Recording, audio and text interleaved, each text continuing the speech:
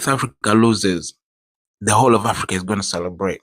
The whole of Africa is going to celebrate. A few moments later. Kutoka Kampala mpaka London, nasema mikasa sukasa, mikasa sukasa.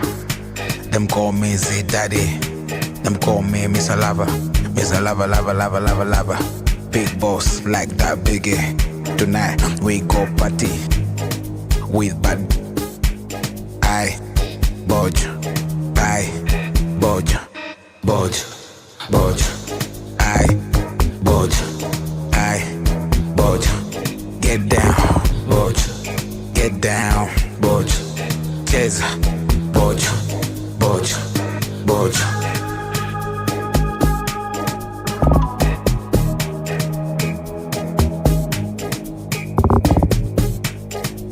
Sikuti ampalana.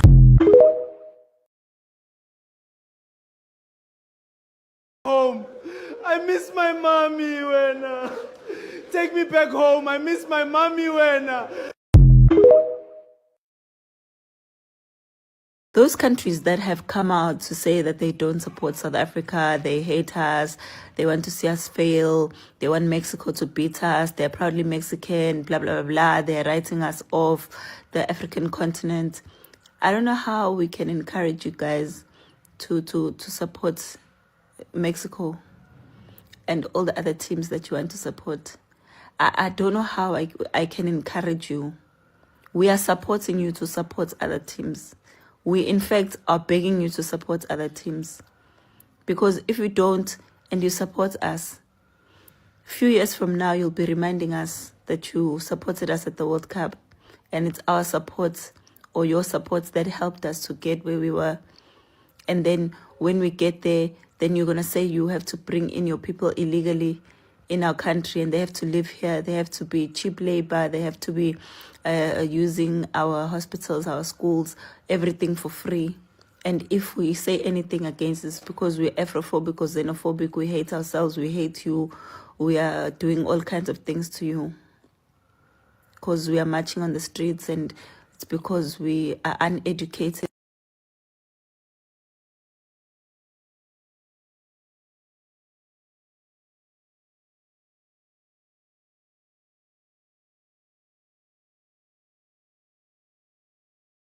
And I'm supporting Mexico. Nobody cares, bro. Like, we don't care. We don't give a fuck. We don't care, bro. We don't care. Please don't feel bad that the rest of Africa was out there supporting Mexico to win the match yesterday. You know, but we're just scared, you know, if we can rally our support and support you now and tomorrow you will claim that we took away your support. This man! You know that you also need to return home early so that you can protect your jobs.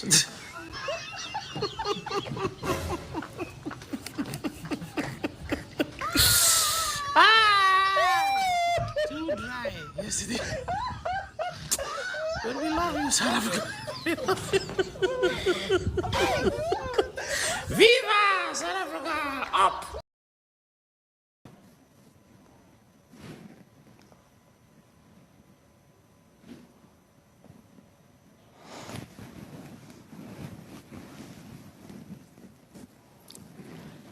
Okay, what do we say? What do we say?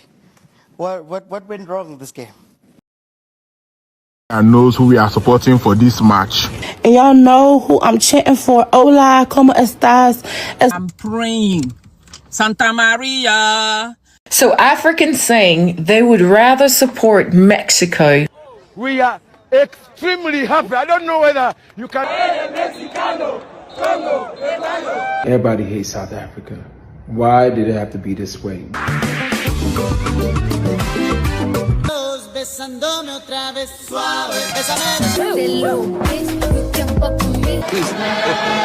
God have mercy upon us. Siri, how do you say champions in Spanish? If South Africa then Satan they play, I they Satan in back.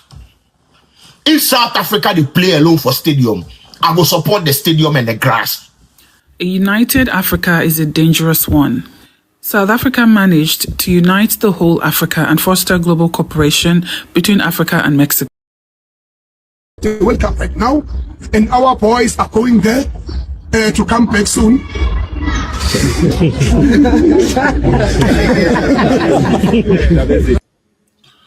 Yeah, thanks for joining me. Greetings, everyone. It's crazy because it's quite late in the day. I just thought, why not? Let's do it today. Let's just talk about some of the events of the week from my perspective. I'm not going to be in this evening regarding the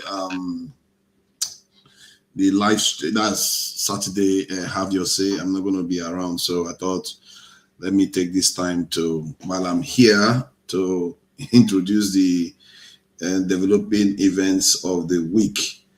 One of them, the reason why I played this video of the South African one, it seems to be coming back over and over again, and ranging from the response of Nigeria Foreign Minister Ojukwu to the response of Africans at the World Cup by supporting Mexico against South Africa.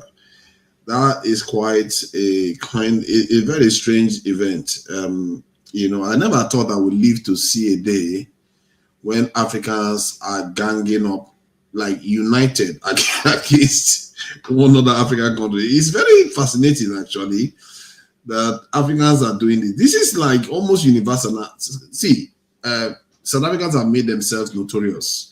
I'm sorry to say they've tarnished their image for a generation. I don't know how this happened.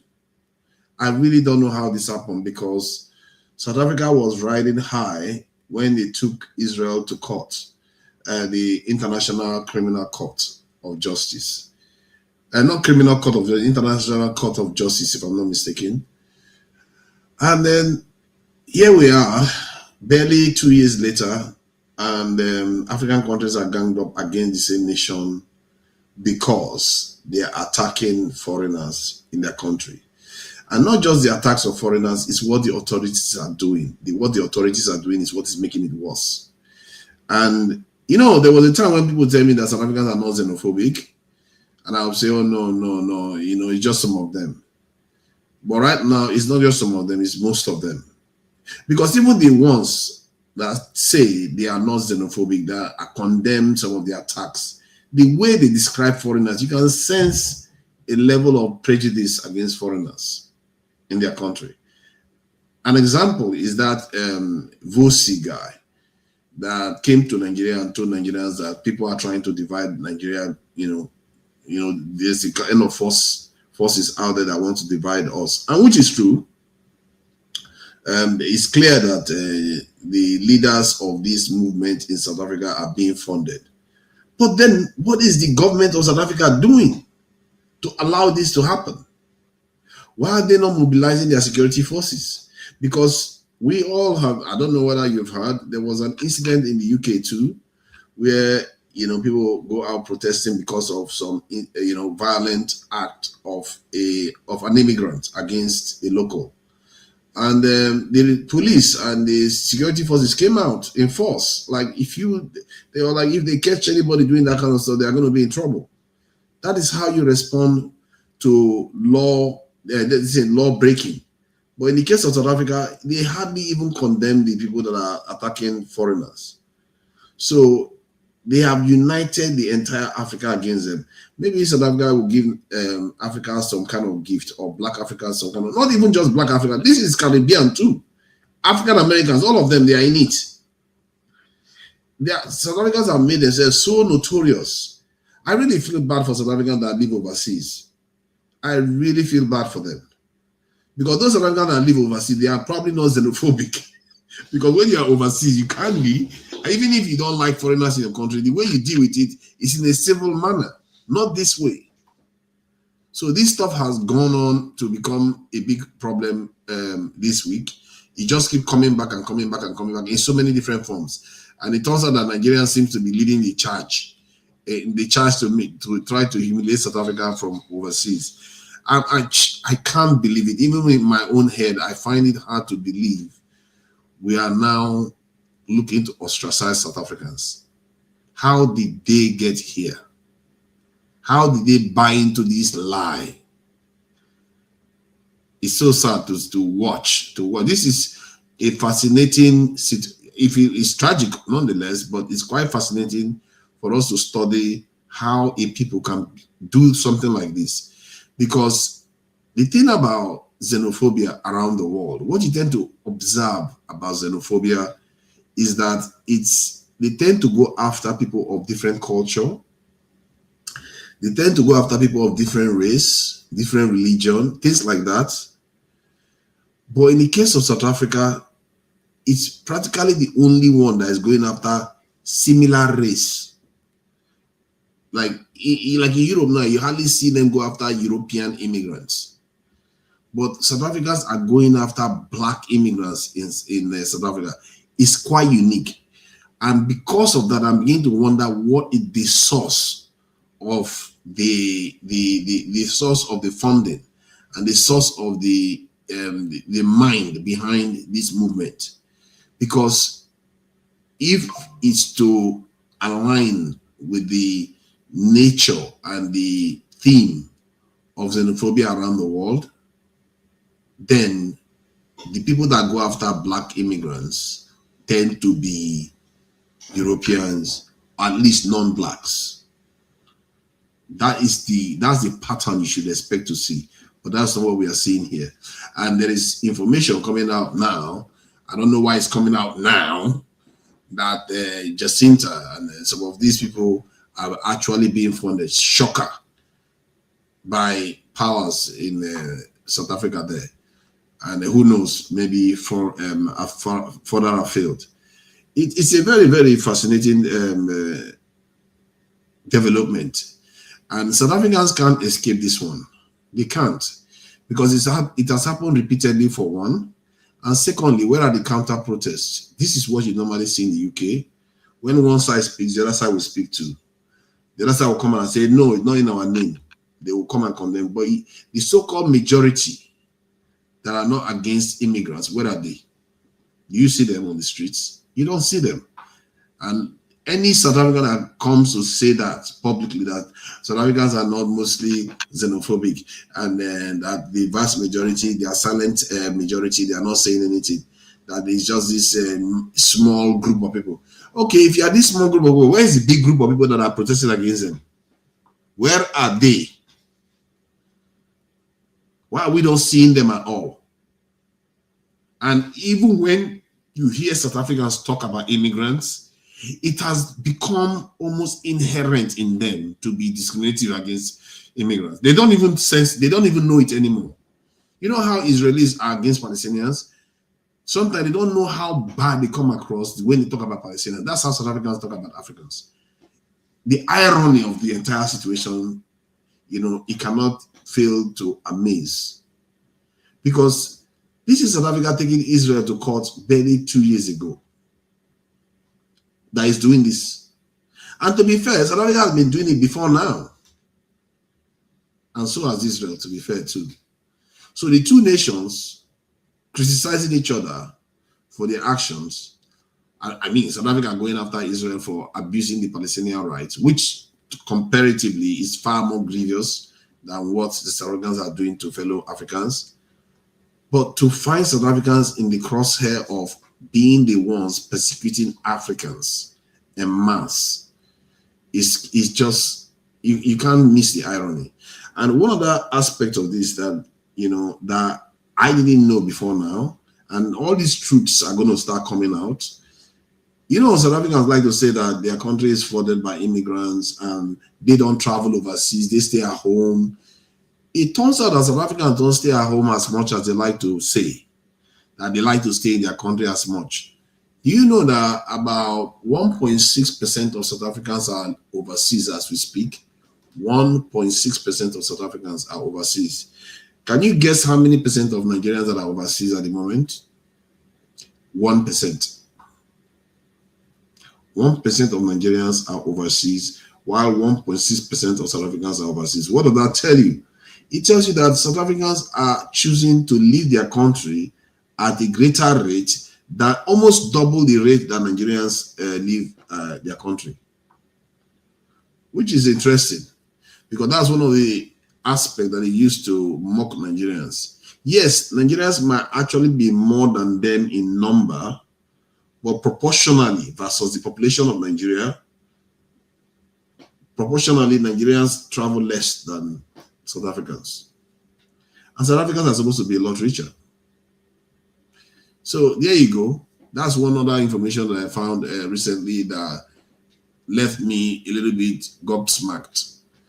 And in terms of the UK too, the UK has about 4 times more immigrants than South Africa, even if they have similar populations. 4 times more immigrants than South Africa. And you don't see them putting deadlines for foreigners and the government standing helpless to rein in rioters or not prosecuting them. No, you don't see that. There's barely any rioter in South Africa that has been prosecuted for what they've done. It's unbelievable. It's remarkable. The entire thing, I can't even start imagining how that is possible. I can't.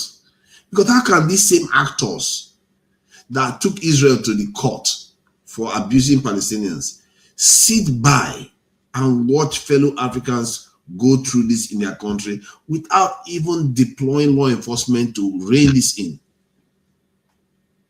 Hardly even condemning it. Hardly even saying, hey, that June 30th, no foreigner should be scared. They hardly have done it. They've hardly done anything to reassure people that they are taking any serious action inside the country to stop what is going on. At least to punish the wrongdoers, the ones that are breaking the law. That is why, this is why many black people across the world are just turning their backs on South Africa right now. South Africans are going to live to regret what they've done. They are going to live to regret it. And you know their sin is not that they make mistakes. Because every nation makes mistakes. Nigeria makes a lot of mistakes. But Nigerians don't go about saying their mistakes are some kind of virtue. But they go about saying their mistakes are virtue. Nigerians, when they misbehave, they know they are misbehaving. They know it's not like they are defending their business. They don't like crime themselves. They know when some Nigerians commit crime, they know they are misbehaving. But South Africans, when they are misbehaving, they double down. They double down like they are right in what they are doing. They don't care. And this is what is going to make that situation very, very, very interesting to watch the developments in the future. They like to laugh out. You see, another thing they do, they laugh at Zimbabweans. They laugh at Zimbabweans. I get a feeling that in our lifetime, we are going to watch Zimbabwe be a country that people envy more than they envy South Africa. You see, South Africans forget that just in the 70s, Nigeria was in its ascendancy, and we were doing all kinds of things, helping them, doing all kinds of stuff. Nobody will imagine that Nigeria will be like this today. In the 70s, you wouldn't imagine it. They think they are going to remain like this forever. And this generation that are doing this thing, they are going to live to see the consequences of what they are doing. And it's already costing them money. Because I gather that the Nigerian government has already started taking action against South African companies in Nigeria. Ghanaian government are already frustrating South African companies in Nigeria. In Ghana, the same thing is happening in many African countries. They are going to frustrate South African businesses. And funny enough, South African businesses make a lot of money from the continent. Billions of dollars from the continent. Because they will find it hard to go and compete outside Africa. Most of the Western countries are saturated with companies that can deliver the services and products that they need. South Africans are now more advanced than them. But South Africans they capitalize on Africa to. As a matter of fact, I'm not even sure there's any country out there that has made so much money out of Africa compared to how much Africans have made from that country. I think South Africa has gained far more from Black African countries than Black African countries have gained from South Africa. An example is like Nigeria. South Africa has invested billions of dollars in Nigeria, making a lot of money from Nigeria in the telecommunication industry, digital TV, and so many this in retail, this in supermarkets, stuff like that. They made a lot of money from Africa. But in reverse, I think Dangote has a cement company in South Africa, but relatively small, modest. There's not that much investment from Nigeria in South Africa. In other words, Nigerians are not competitive in South Africa, but South Africa is competitive in many African countries, making a lot of money from African countries. So you can imagine if the Africans shut South Africa out, that is billions upon billions of dollars South Africa is going to lose out on. And let's see how much money they are going to get now to pay for the welfare of those their citizens that they are paying for right now. Those black Africans that are busy kicking South Africa that are busy kicking Africans out, let's see where they're going to get the money to pay them when Africans stop using South African what they call it, services. So now I'll move on to other news. The other news is Nigeria. And we all know what has been going on in Nigeria. There's politics going on. There is also terrorism and kidnapping. I think the kidnapping one this week seems to have stood out, and it has led to protests. It has led to people questioning what this government is doing in office. And there's a lot of anxiety in the country because of this. And there's this lady that tried to question what is happening in Nigeria right now, because according to her, the kidnapping that happened in Oyo State versus the one that happened in Borno. So let me play so you hear what she's going to say, because a lot of people are feeling like the Southwest one is getting special treatment. Can you imagine that? This is where we are now. But I just have to make this video. I have a question. Is North no longer part of Nigeria? Is Borno State not Nigeria? Because we need to ask. On 15th May 2026, 2 states were attacked. 42 children were taken from school in Borno State. 39 children and 7 teachers were taken from Oyo State. The same day, the same crime, but 2 different responses. The federal government sent a high-powered delegation to Oyo State. The National Security Advisor, the Chief of Staff, 1,000 fire guards deployed. Helicopters, actions. Borno State got silence. Nothing. That is it. I need to ask a question. I need to ask Nigerian government question. Is Borno State no longer part of Nigeria? Because if it is, then 42 children deserve the same urgency as 39. Their mothers are crying the same tears. Their fathers are waiting the same way. Their classroom are just empty. The North has been bleeding for years. Abductions after abductions. Community after community silenced. And every time we are told to be patient, to trust the process. But the process have never come for us. We also deserve help. If we're no longer part of this country, just tell us. If we are, act like it.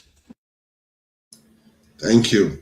So, as you can see, the lady is saying that the kidnapping in the Southwest has been given priority over the ones in other parts of the country. I think the reason is probably due to the fact that Borno has been, it's an ongoing insecurity hotspot. So while that of Oyo is relatively new, and so you can make a valid argument that is the reason why. And there is also the angle. I think maybe that's where she's coming from. Is it because the president is from the Southwest? That's why they are putting so much resources to deal with it. I don't think so, because the same attitude was shown with the Yelwata attacks and so many other parts of Nigeria. Whenever there's a major attack that hits the headline somehow, the government tends to respond this way. Suddenly they want to send security forces there. You see how they know that they need manpower there, but they don't put it everywhere initially until they have been attacked. This is the name of the game. The government know the problem, but they don't want to solve it. All right, so that is the discussion that has been going on in the country. And I think there's a video of what's his name? A very dark man. He went out on a protest to protest some of the, the kidnapping and all the, pain that Nigerians have been going through. So it's something that, even I think he's right to want to, challenge the government on this. But let me just see if I can play some of the video, to just share some of the events that has been occurring.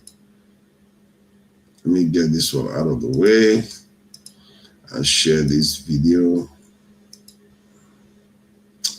It's just, the entire thing is a little bit, I don't know, maybe you can make of it what you think. Let me just play it now.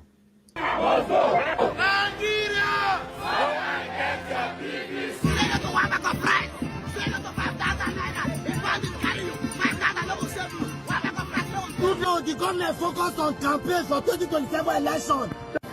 And we are saying that banditry must stop. Yes! Kidnapping must stop. Yes! We are the future. We are the dream. We are the nation. We are part of this. Yes, we are so amazing. That's the least we shall be. At the heart of the nation, changing history. How can they say that we are finished? We have just begun. When we have Don't forget us in the bush, please.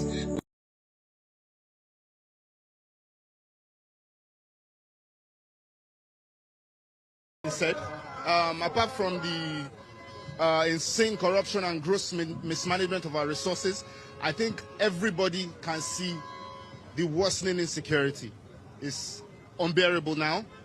So many people being kidnapped, being killed daily. And it's like every day now there's a new one. There's Zamfara, there's Kebbi, there's Katsina, there's Kaduna, there's Plateau, the most recent in Oyo. And up until now, these kids still are not home yet. They haven't been able to reunite with their families. And on the flip side, in the same Oyo state, the former minister, Adelabu's sister, was kidnapped along with her twin children. Barely 72 hours after, they found a way to free them. They don't care about us. They don't care about ordinary people. But it must be known that no Nigerian life is more important than the other. Every single Nigerian life matters. And every single person must be cared for and protected at all costs.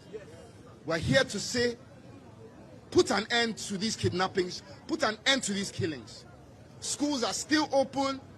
Every single day, students are still being kidnapped. What is going on? This has to stop, and this must stop immediately. The election date has been changed, and a lot of people are almost giving up now, noticing that nothing can happen in Nigeria again. Nigeria can be better. But some will argue that Nigeria is better. Do you think this current ruling party will win again for the next election? I think I can't predict who's winning or who is not winning. I think from the general mood, I think we can see how people are feeling. I think we can see the discontent, the dissatisfaction with the way that they've managed their affairs. They've had ample time to show any willingness, any political will to make a difference. But it's clear that they do not want to. And we are going to go to the ballots to show how we feel. I personally believe in the democratic system. I believe in the democratic process. And I'm ready on that day to exercise my franchise. Those kids are suffering. No medical attention, no food for them. And so for us as Nigerians, all of us are in custody, one way or the other.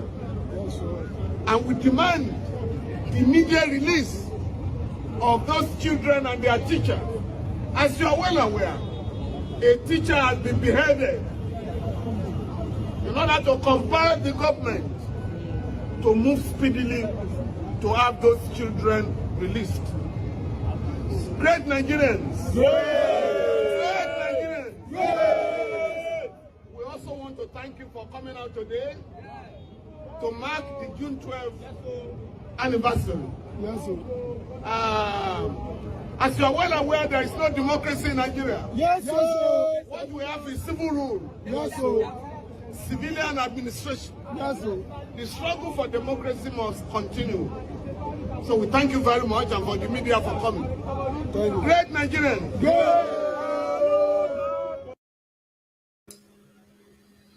Thank you for that. Let me go on to talk about some of all these.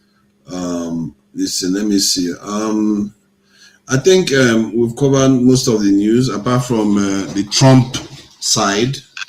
Of course, there is Nigerian politics that is going on too. P2B and Kenneth Okonkwo trading. Kenneth Okonkwo seems to be going after P2B very harshly. And P2B has sued him.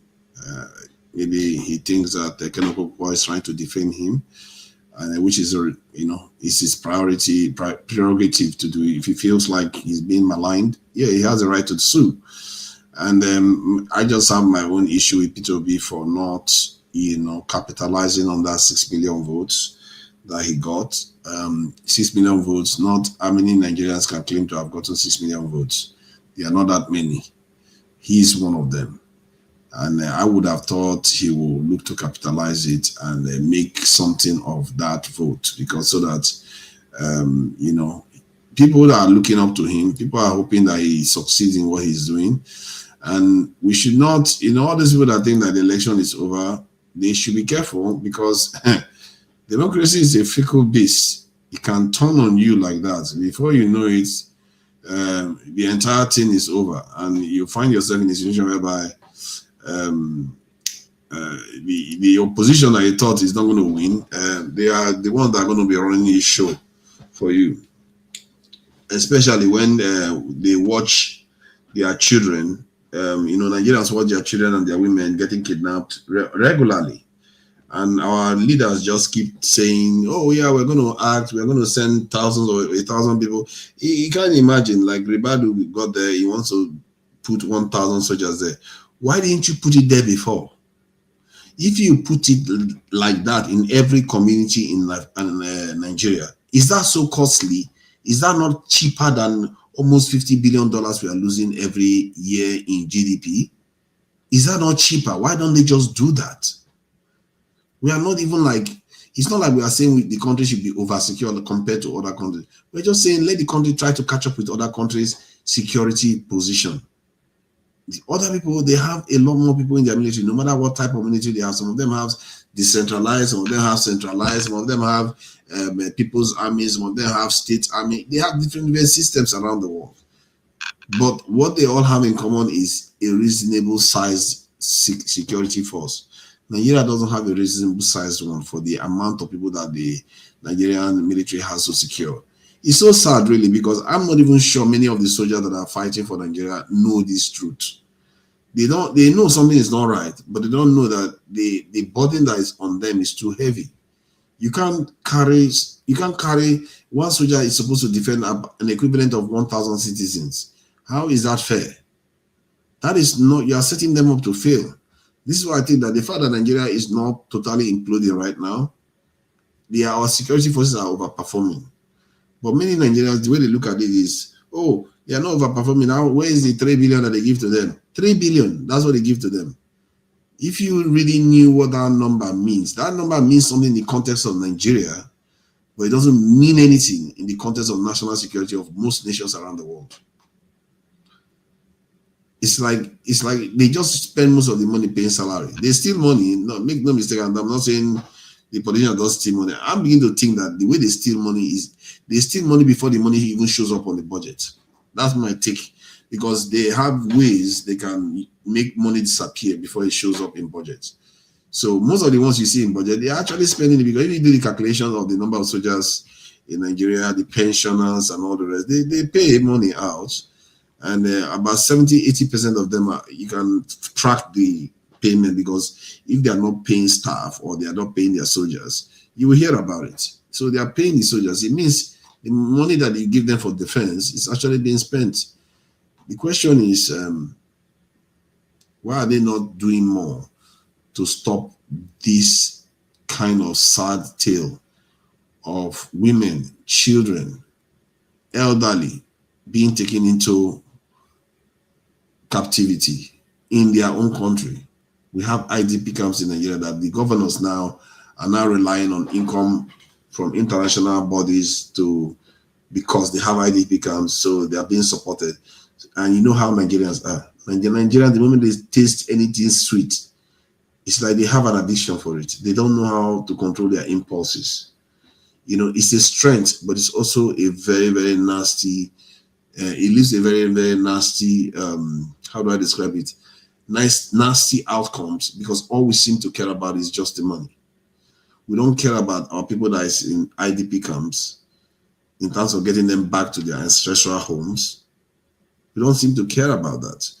And Shiori and Very Dark Man, I think Very Dark Man is becoming more and more active, and I really welcome that, because he is one of those people that seems to have the ears of Nigerians. He seems to have a little bit of trust of the Nigerians, and he seems to be capable of doing certain things that maybe even Shiori cannot do and get away with it. Because it's not flat out against the government. Shiori is like flat out against the government, but that is not the position of Very Dark Man. Very Dark Man is, in a way, is a kind of reasonable position to be, where he will interact with the government in certain level, and in other areas he will be against them.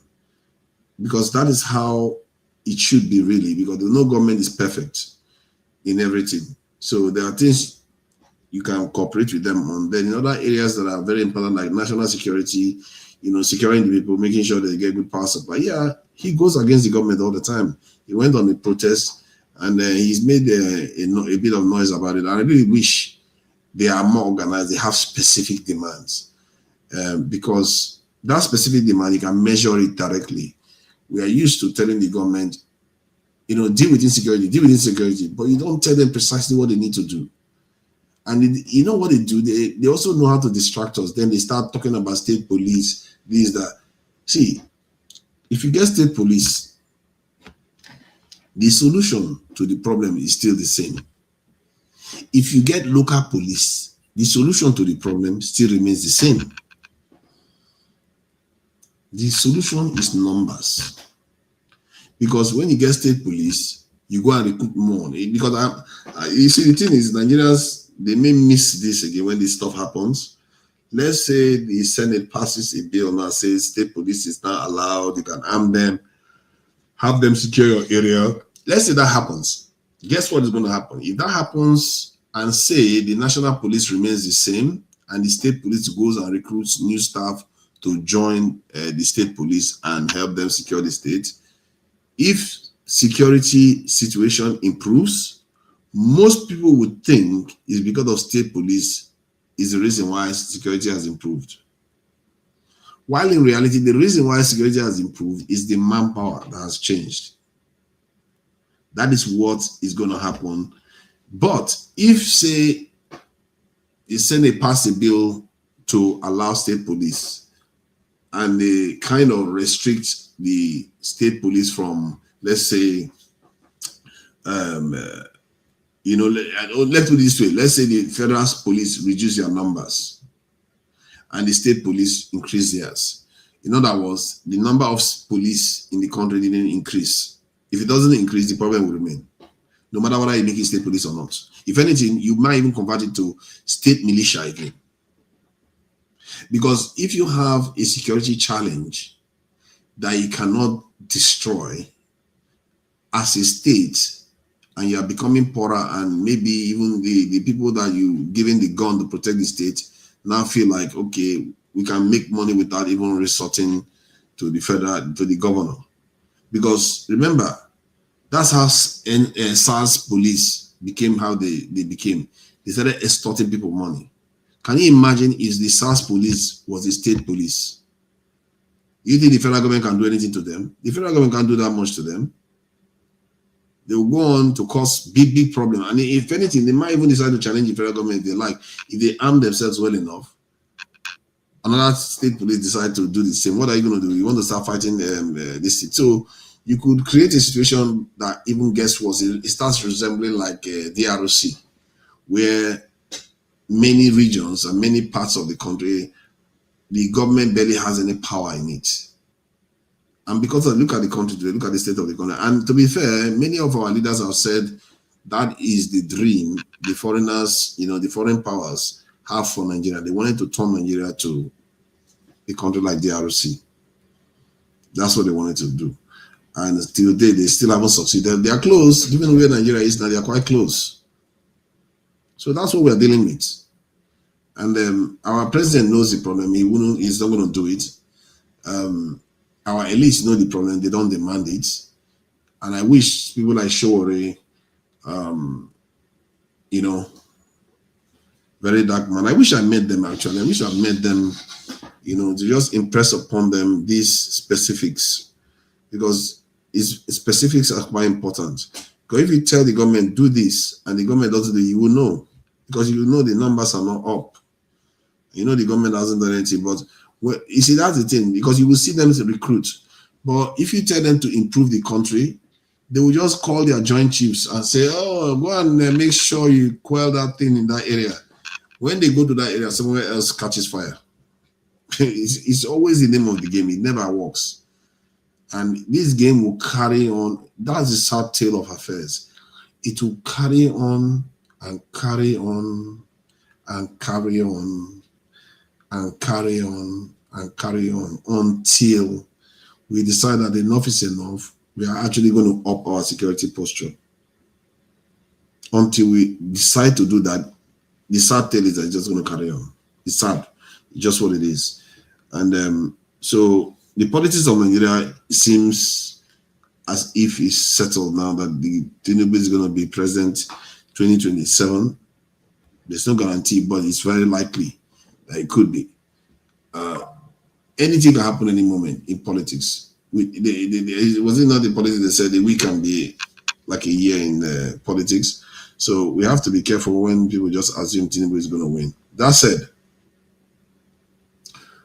we as a people have to soon start taking ourselves a little bit more seriously, especially we in the South, because there is this video. I wanted to talk about what I'm reacting to Bantu City Diaries. He's a fascinating individual that has started making videos about some of the ills in Africa, the Black community, and often he speaks about Nigeria directly too. And he made a video recently saying that the Southern Nigerians are very, very, I think for want of a better word, I would say, he said we are kind of showy. Let me try to be nice about it. We like to show off that we have wealth so much. And he gave some devastating information about the level of wealth in the north of Nigeria, in the hands of northern Nigerians. That if those were southern Nigerians, the example he gave was, if, say, Dangote was from the southeast, how would he behave? He felt like Dangote was going to be like, if he was from the southeast, he was going to be very boastful, very arrogant. That's how they are. And the same thing he said will happen with the southwest, because from what he has seen, that's how they behave. And I'm not sure that's okay. It is true that the northerners are a lot more reserved. If you are looking at it from a macro level, they are more reserved than the south. But there are southern billionaires that are not very showy too. And I try to remind him of Arthur Eze. That Arthur Eze is from the southeast. That how is it that he is not even known? That he didn't even include him in the top richest men in Nigeria. The Bantu City Diary, presenter didn't include Arthur Eze. And why he didn't include him? Because he didn't know him. Arthur Eze is unassuming. He's not showy. So if he's not showy to the point whereby you don't even see him, how can you say that most of the southern Nigerians like to show off wealth too much? So that is quite, opposite his claim. But that said, he does make some good points about, and he does bring data together too. He puts the work in to try to bring data together that I do appreciate. Sometimes, yeah, many of the time he's quite wrong with his conclusions. So that is the issue. So I'm looking at something here. Okay, let me play this. I think Adiola has made a video just now, and I'll play this video that she has made. She does have her own summaries that I would like to respond to. We as a people, we really need to do better by our people. Like all this stuff going on with South Africa, I know Africans are hurt, and I don't think it goes that deep. It could go a lot deeper, but we should never let it get that deep, because even if they kick us out, even if they murder some people, they do all those things, those are petty compared to the kind of blood feuds that most of the world have with each other. Most of all this stuff we are seeing in South Africa is going to be petty, and Africans are going to, soon when South Africans learn their lessons, South Africans have to learn their lessons. Africans are not just going to forgive them on this one. I think they've gone way too far. They've gone off the reservation way too much for Africans to just say, now that you have apologized, I just forget about it. No. And that's not how it's going to be. You have to show tangible, concrete evidence of how well you have changed your ways. You can't keep just, whenever you feel like things are a little bit hard, you start attacking Africans as if we don't have any home. And I don't blame them. Nigerian leaders, when I think about the way they treat Nigerians, I completely just feel bad for Nigerians. The aloofness of our leadership, the detachment of our leadership from the people is just remarkable. It's like now even our governments are behaving as if they are responding to Ghanaian lead. Why? It's like our leaders are responding to Ghanaian lead. How did we manage to get ourselves so humiliated?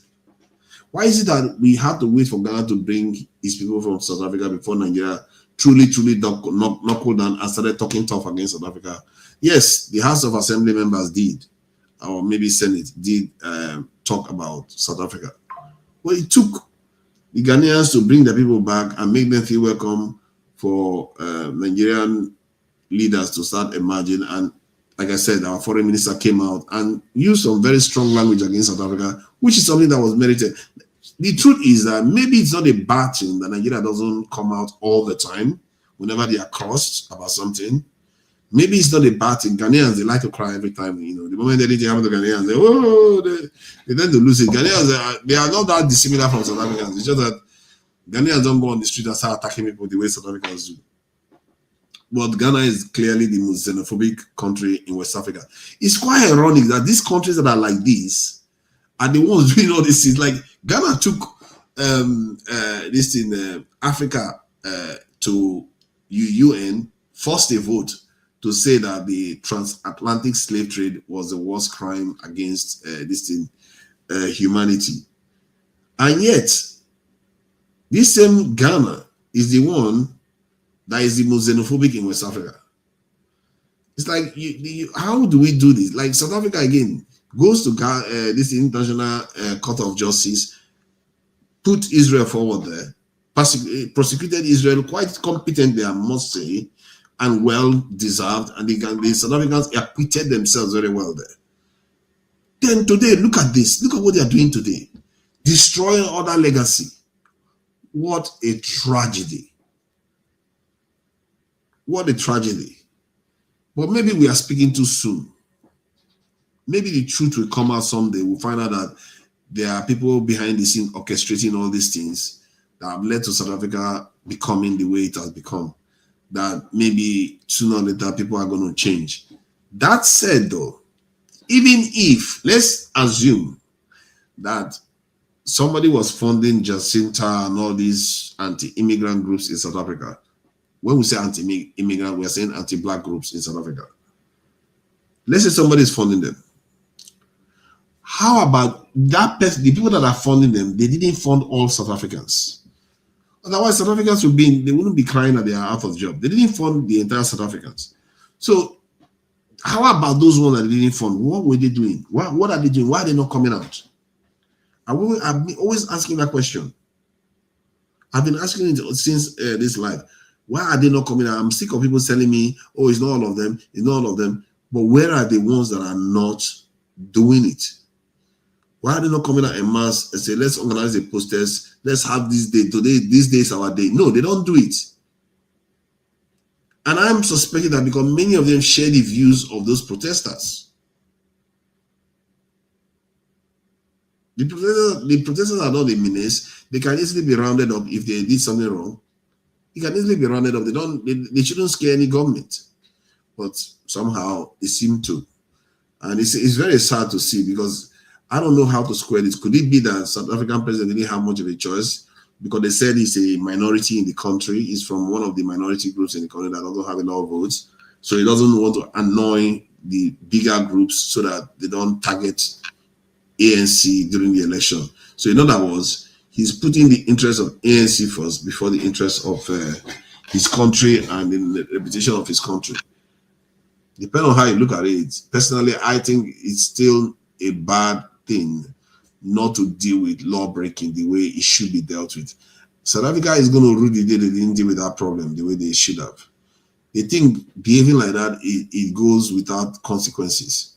That's what got Nigeria into the mess we are in now. Because people thought they could break the law, do things that are not supposed to be right, and expect the country to be fine. No, it won't be. Sooner or later, the consequences will start flowing through, and we're living through it now. Look at all the insults we're getting. South Africa shouldn't be able to be talking to Nigeria at all.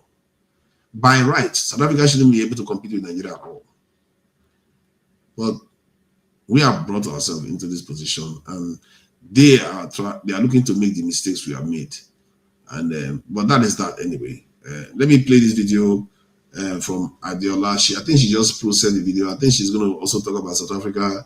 It says pastor's dead body kills 127 church members. How is that even possible? All right, let's play that.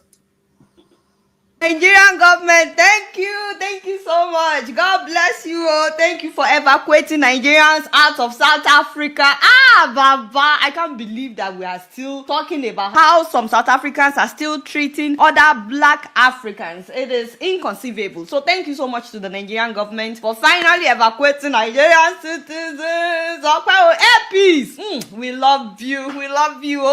By the way, shout out to Ghana too. They already evacuated their citizens a while back. Did you guys see that video? Ooh, Charlie, we are feeling you in here. You know, it was so funny because after Ghana evacuated their citizens, some South Africans were complaining that why was Ghana evacuating their citizens? That it's just Nigerians that they have problem with. It's not that bad. We were like, wait, what do you want? Do you want us out? Do you want us in? Which one? South Africans? Yeah, boy. Choose what you want. Thank you so much, Ghanaian government, for taking your people out. And speaking of Ghana, guys, I'm so excited to hook you up with a Ghanaian sister. A beautiful Ghanaian sister, Bonnie, Auntie Nena. I went to college with this woman, an amazing Ghanaian Nigerian woman. Yes, one parent is from Ghana, the other one is from Nigeria. So she's my Niger Ghanaian sister. Guys, this woman has worked for Fortune 500 multi-billion-dollar companies for several years. Big companies like Walmart, Apple, and so on and so forth. I'm talking about someone dealing with several stores at the same time, managing huge teams. But do you know her passion has always been to clean? As in, hey, this woman, first of all, she loves to cook as well. Her jollof rice is great, even though I believe Nigerians have the best jollof rice. I will make an exception for this, my Ghanaian sister. But you know, she's half Nigeria, half Ghana, so her jollof rice must be on point. Anyways, I just wanted to tell you that this woman started her own cleaning company and she calls it Pristine Pro. And I just want you guys to know about her company because she offers cleaning services all over America, not just in one state. Like, she's able to work with you from any part of America. Those of you that have offices, those of you that have companies, if you have an African church, call them. They will arrange for your church to be cleaned periodically. If you have African market, call them. Some African markets need cleaning. They do commercial cleaning, they do residential cleaning, short-term buildings, Airbnbs, rental properties. They do post-construction cleanup as well. My people, you do not have to do the cleaning when you can be using that time to make money. She will arrange for people to be coming to clean for you. Please give them a call if you're here too. I will keep talking about about Nina because that's how much I believe in her service. Shout out to you, Nina. I love you. Meanwhile, my South African people, how are you doing? How market? Yeah, boy. Mexico beat you? Yeah. I'm sorry, but we were all supporting Mexico. Can you blame us? If we support South Africa now, they may say that we are taking their jobs.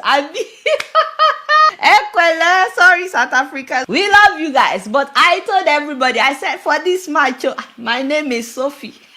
Sophie and Marie Jose Benny. I walked all the way to Vegas. I trekked to Vegas to support my papi, my Mexican brothers. Because why? Charlie, why? Why do some of you hate Nigerians? Like Kilo de gonna hat. By the way, it's not just Nigerians. So my Ghanaian people, Charlie, we saw you. People were making all kinds of videos to support Mexico instead of their fellow African brothers, the South Africans. But really, jokes aside, xenophobia has nothing to offer you. No benefit whatsoever comes out of xenophobia. It's so sad that till now a lot of black Africans are still being attacked in South Africa because some people believe that other Africans are in South Africa to take their job. Anyways, shout out to Mexico 2-0. We truly appreciate you. Mwah! Mexico, we appreciate you. Thank you so much. So guys, don't forget that if you download Lemfi and you send up to $1,000 from the US, UK and Europe to Nigeria between now and the 16th of this month, that Lemfi is giving out 6 million naira. They are literally selecting 20 people and they will give their fathers 300,000 naira. For Father's Day, it will be like a Father's Day gift. So guys, download Lemfi if you're yet to. If it's your first time, use Manny Madela as the promo code to get additional $20. If you've been using Lemfi before now, this applies to you as well. Just send up to $1,000 between the 1st of June and the 16th of June, and they'll be selecting 20 winners to give 300,000 to their fathers. All right, guys, let's talk about the Ebola outbreak. It's so sad what is happening right now, especially because a lot of African countries don't have access to the necessary gadgets to protect the health workers. But you know, the saddest part is the fact that we still have to educate a lot of people. I don't know if you're following what's happening in the DRC. At least 136 people have been confirmed dead in the DRC, and they already have more than 600 cases. But one of the incidents that happened that actually led to a lot of death was that a popular pastor died in the DRC, and health workers confirmed that he died of Ebola. His name is Sylvester Atama. But when he died in a town called Mongwalu in the DRC, something really sad happened, guys. You would not believe this, but his church members wanted a traditional burial which involved a ritual of touching the dead body. His church members, they wanted to touch his body so bad that some of them came with weapons. They came armed, trying to attack the health workers. The health workers had to go get the police. And you guys would not believe that for 5 hours, the security forces were fighting with his church members, trying to prevent them from touching his body. 5 hours. Why should it take 5 hours to explain to people that this is dangerous? Do not touch his body. This disease is contagious. I was heartbroken because we just knew what was going to happen after that. They finally agreed to some negotiations. They had to do the funeral on a Monday morning. Come and see the crowd. And you know, there were people that had touched his body, of course, because after the funeral, I watched a video where one of the residents of that town was talking about how so many people that went to the funeral came back and that many of them ended up dying. At least 127 people have died in an Ebola outbreak in Eastern Democratic Republic of Congo, and investigators believe it may have started at this single funeral. When Pastor Paluku Mukundi Deni was buried in February, on the way to his hometown, the pastor's coffin had been damaged. A broken coffin, a body transferred by hand. Within weeks, dozens dead. It's heartbreaking. It's so sad. We need to invest more in educating our people. We need to do more sensitization. Because if Ebola breaks out in one place, the world is a global village now. People literally travel everywhere. So please don't think that this doesn't concern you. Make sure that you educate people where you are, because it's not just a DRC issue. It's all of us. We have to educate ourselves. But our sincere condolences to all those who have lost their loved ones. It's so sad. I've seen so many sad videos. Mothers losing their children, sitting next to the dead body, just crying. It's unbelievable, the devastation that has happened. But I also feel like it's another wake-up call for us in Africa, that we cannot continue to depend on the US to supply us with the necessary medical gadgets. It's heartbreaking the way they just yanked everything. But it is time for us to invest in our own healthcare sector. Shout out to the health workers, by the way. They are risking their lives. Meanwhile, I want to talk about something different real quick. At the beginning of May, I talked about life insurance, guys, and the response has been overwhelming. I've been wanting to do a follow-up. Yeah, that is that coverage that she normally does that I enjoy. I think this week has been a South African week, actually. Nigerians have had a field day with it. And now let me just touch on what is going on in the UK. A Sudanese man, sure, let me play the video so you can see. I mean, it's insane, you know. He was charged with attempted murder of a vulnerable local man. The man was a man in his 40s. They say vulnerable because apparently he's got cognition disabilities. So he's a weak human being in society. So the Sudanese jumped on top of him, pinned him down, was trying to cut his, you know, as you can imagine. Very, very sad situation. It was very fortunate that some people were in the street. They were able to kick the Sudanese guy off of him with, I believe, a baseball bat or something similar. Very serious injuries. The victim suffered, you know, including a loss of an eye and facial slashes. You know, this is crazy. The man was on top of him, slicing him like, you know, it's just difficult to watch. This obviously triggered nights of violent protest and riot in Belfast. They're not happy, okay? They are not happy. Irish people are not happy. And would you be happy if a foreigner came from wherever to your country and was trying to cut somebody's neck? Would you be happy about that? You know what I'm saying? Would you say they're racist? I don't know. We're going to find out about this. This is absolutely crazy. You know, those riots, they still riot in Ireland right now with masked group targeting migrants. So now you're finding people with masks looking for migrants and immigrants. You know, these rioters are going door to door, knocking with petrol bombs, doing absolutely insane stuff, burning things down. There was actually a story of ladies, two Ugandan women stranded in their house when these rioters came to their house. They knew where all the black people are. They know where the immigrants are. They don't differentiate. You are South African, you are Ugandan, you are Panamanian, they know you're just black. You are immigrants. They need to find you because you are savages, you know? So two Ugandan women, Amaya Nakazibwe and Stella Ariok, Ugandan care workers, okay, were stranded in the house. They were trapped for about 4 hours as rioters targeted the area following the charging of the Sudanese.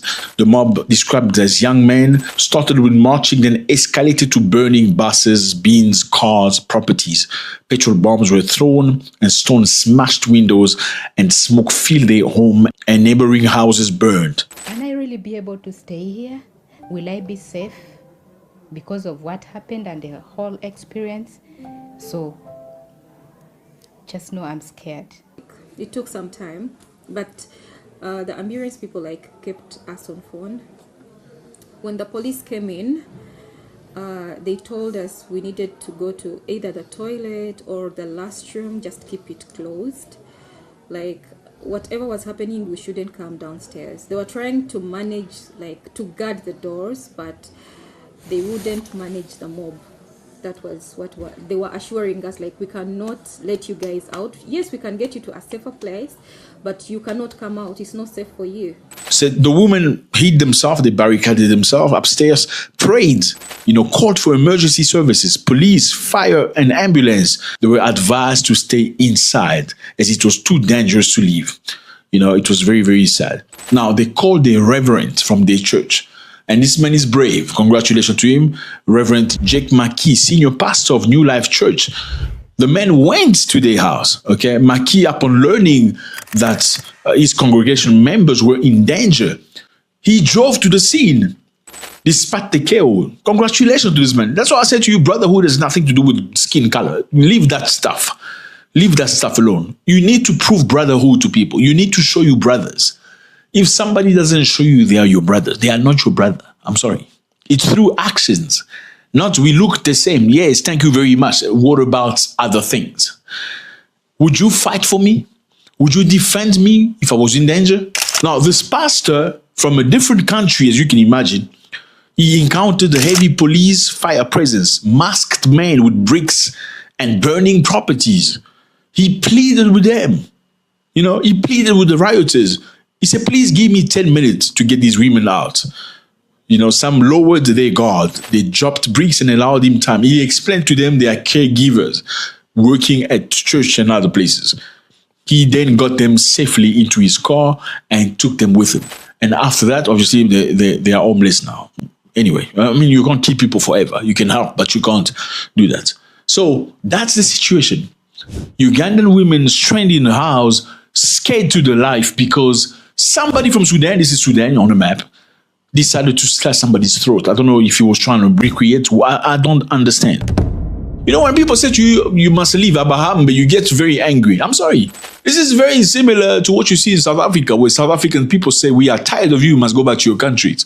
And you call them xenophobic. Well, it may be xenophobic, but dude, if you are involved in crimes and things like this, what do you want? What do you want? Is it okay to do that to somebody else's country?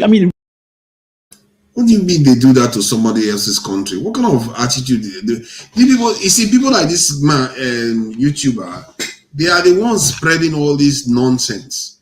Like, if somebody commits a crime, they should be prosecuted. That is what the law is there for.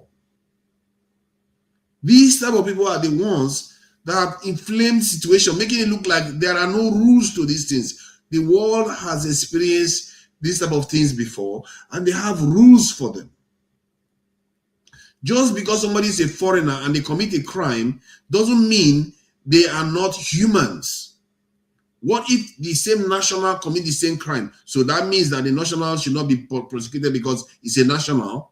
As a matter of fact, the people of these countries that many foreigners are in, they are often more violent. They are often more they commit more crimes than the foreigners. That is why they make up the vast majority of the prison population. But nobody's looking at that, because just because you're a foreigner, it means that you are no longer a human being that can misbehave. I don't know where we got this notion from. No matter how well you are, if you have a set of people, like even no matter which culture you come from, if you have, let's say, 100 people, 1,000 people show up, you always have people that will misbehave. Some of them even just out of psychological problems. Because to me, somebody that starts using violence the way that Sudanese man is using, you can tell you that this is out of his mind. They are all out of their mind, and they should be punished severely for it.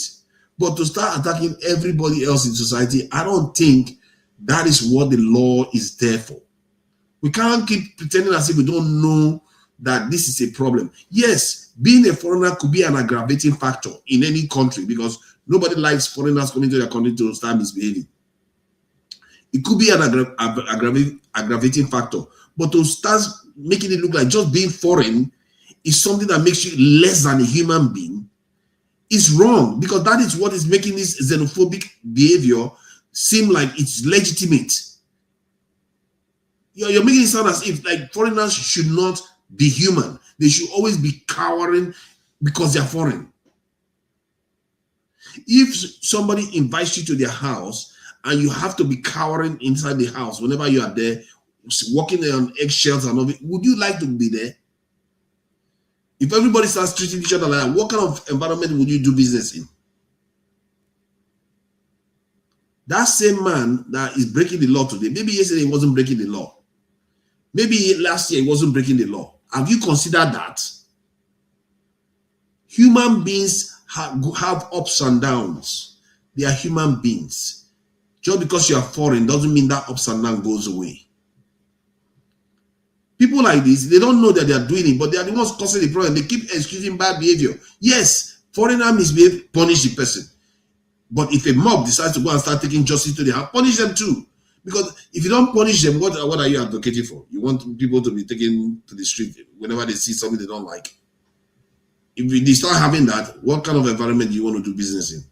What kind of environment? What are you teaching your children? That somebody does something wrong, we start burning something up. That is rubbish. I felt a little bit triggered by what this guy just said just now. And everything always circles back to South Africa.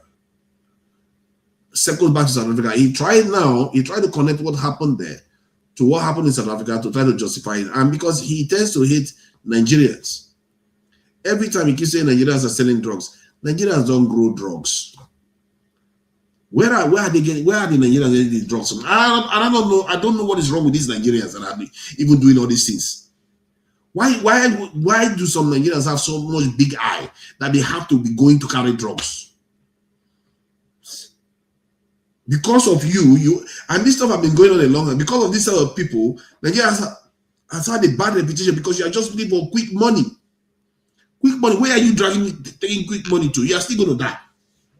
No matter how much money you have, you're going to die. Where are you running away with money?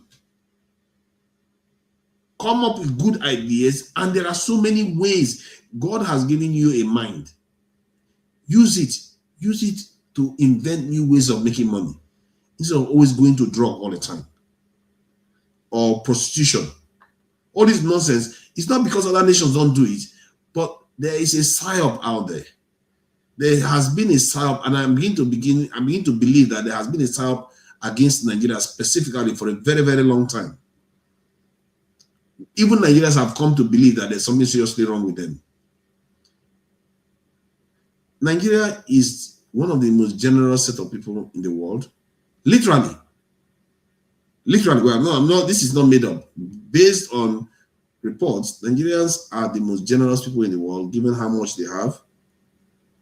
And Nigeria as a nation is the most selfless nation in the world. Before Nigerians get cross with you as a nation, you have pushed them beyond the wall. Before Nigerian government start coming out to start criticizing South Africa, the rest of Africa has already given up on South Africa. That is why whenever Nigeria moves, the rest of Africa just moves in that direction. It's not because Nigeria is the one directing it, because by the time Nigeria moves, the rest of Africa has already given up on you. I don't know how Nigeria as a country, I don't know how we do that. I don't know whether that is deliberate or something, because on everything else, Nigerians are, their leadership, they are very, very bad to the people. But I don't know how we do this as other aspect of our nature, whereby, like, we go to Liberia, sort Liberia out, we go to Sierra Leone, sort Sierra Leone out, go to Gambia, sort it out. Any country that has problem, we try to help out. We help Haiti out, help Somalia. We keep helping. I don't know how we do these things, given how inept and corrupt some of our leaders are, and uncaring about their own people. Some of our leaders are. How do all this is married together? It doesn't make sense. The entire thing. This is the kind of mishmash you see in Africa constantly that doesn't seem to make sense. But for these reasons too, it means that Nigerians, when they move, people follow them. And it also means that Nigeria is worth defending.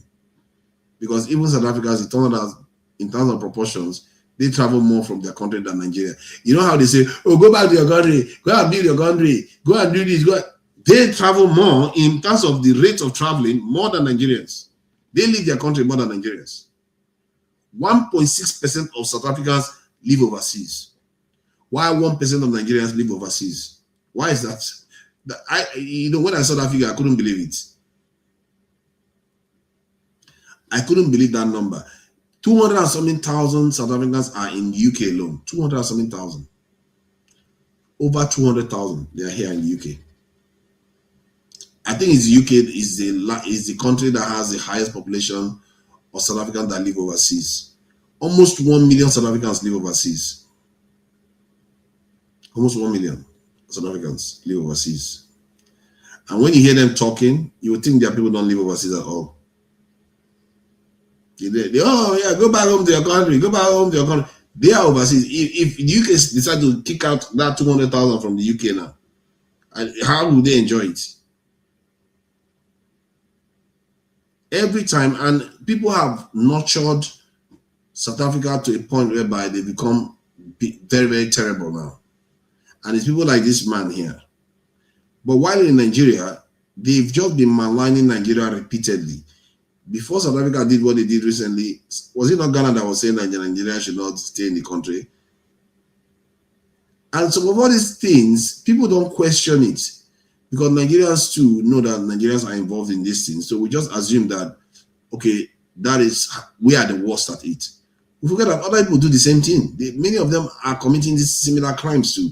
It's not that we don't track them because they are fewer in number compared to Nigeria. Ghana is about 13 million, so 6 to 7 times more than Ghana population. So how can you hear Nigeria commit a crime 6 times and hear Ghana commit a crime 1 time? You rate them the same way. You're not going to rate them the same way. You're going to think Nigerians are the ones committing all the crimes. And this is the way the human mind works by default. Because if you see 6 Nigerians commit a crime and you see one Ghanaian person commit a crime, who are you going to associate with that crime? Nigerians. Because they have more numbers. But it doesn't mean inherently their population don't have similar proportion of people committing the same crime. Why pick on one more? I guess the reason why people pick on one more is because the one that is generating more of those criminals, even if by proportion is the same as the one that generates less, has more impact. So you go after the one that commits, that has more people committing the crime. So which is a very, very funny situation to find ourselves as Nigerians. It's like our number becomes a curse. Because we have that number, they come after us, but we are not inherently more criminal than most people, most nations out there. And this is something that Nigerians have internalized it so much that they make it sound as if Nigerians are mostly criminal. But Nigerians are in the UK, they are in the US, they are in many countries in the world, they are in China. Yes, they commit crimes there too, in many of these countries, but not at the rate whereby they will single them out. As a matter of fact, Nigerians don't make up the top 10 of the foreign criminals population in the UK. Now, if you look at the total population of foreign criminals and you pick out the nationals that have the highest populations, Nigeria don't make up top 10 in the UK. There are other countries that are more into criminal. As a matter of fact, in terms of prostitution, Nigerians are small fish to fry in Europe. We don't even control much. But when people hear about Nigeria, because Africans are so lame at so many things, they make it look like Nigerians are just bad in all these areas. But they forget that in other areas of positive development or activities, Nigerians do very well too. Nigerians are great engineers, great medical professionals, great workers, great hard workers, great entrepreneurs, great businessmen. Nigerians are great in so many areas, and the one that seems to be coming up quite regularly, which is a little bit unusual, which is not normal. I'm not even sure any nation has had this type of reputation that we are going after people's women. All these Yoruba demons and Igbo guys and Do and Joe, you guys should chill out. And when you do these things, you go to countries, you take other people's women, they tend to get angry with you. And in a way, that part of societies, you have to be careful when tangling with it because it matters a lot to people what you do with their women. Because if you go to a country, you have numbers with you, and you take other people's women, and especially when you do that, you flaunt it on their face, in their face. That is not that kind of stuff that people will react, and you shouldn't expect them to be always reasonable. You see what I mean? Like, I've learned in a long time now that you don't kind of insult people with something that hurts them the most. Because if you do that, you should not expect a rational response. You should not expect a rational response because of the pain you have caused them. Because if it hurts them the most, Human beings, when something hurts them the most, it means that it has passed their rational mind into pain, and they will respond with the pain. And when they are responding with pain, don't always assume it's going to be rational. And maybe that is part of the response you are seeing in some of these countries, not necessarily South Africa. And even if let's say that was the case with South Africa, it still doesn't excuse the government, because the government and the law is separate from people's feelings. It's why, in my own case, and many people around the world, this is why they condemn South Africa for what is happening. Because it's one thing for individuals to feel angry with Nigerians, it's another thing for the state to start sanctioning it, because that is extremely dangerous. If people start doing that all over the place, like you go to another country, they start saying, you know what, since these nationals are doing so and so and so to us, let's use the state against them. Anarchy, trade barriers, chaos is what it gets. That is not going to benefit anybody at all. So that's what I've got to say about these incidents. You know, this South African stuff is just, it's like a gift that keeps giving. It just never ends. And the South Africans themselves, it's taking them a while to catch on to the fact that they've gone. They did this Chidema thing last year. Was it not last year or last 2 years? The Chidema team came and went. People saw it, and most people didn't like it too. They keep going and doing it and doing it. I'm telling you, man, if they do one more, I'm seriously, if they do one more, African countries are going to sanction South Africa. Like this one now, what is happening right now is just the states that are acting right now, the countries. If South Africans go and do one, let's say October, you find that this incidents occur again, South Africa will face ban in many countries. They will boycott every. They might even ban their airlines. That's how bad it could get, and that is how far South Africans have pushed the world. At least pushed Africa. Let me play this video about, you know, some Nigerians taking it personal. I played quite a lot of videos about. Today is a South African day. Let's face it, it's a South African day, and I can see tomorrow they will be talking a lot about what's happening in Nigeria, because I will leave that to the show tomorrow, so that because there are a lot of sad, tragic events that has occurred with the people that have been taken into, you know, that have been kidnapped. So that is not good. So, but I'll play this video about, you know, how South Africa, Nigerians respond to, you know, what South Africans are doing. So I think I want to just, you know, the funny side of all this. Let me share. Oh, hey, I didn't see you there. Oh my, I didn't see you there, but we are going to be rounding up. So this topic needs proper attention. Yeah, this topic has been brewing for quite a bit, and I think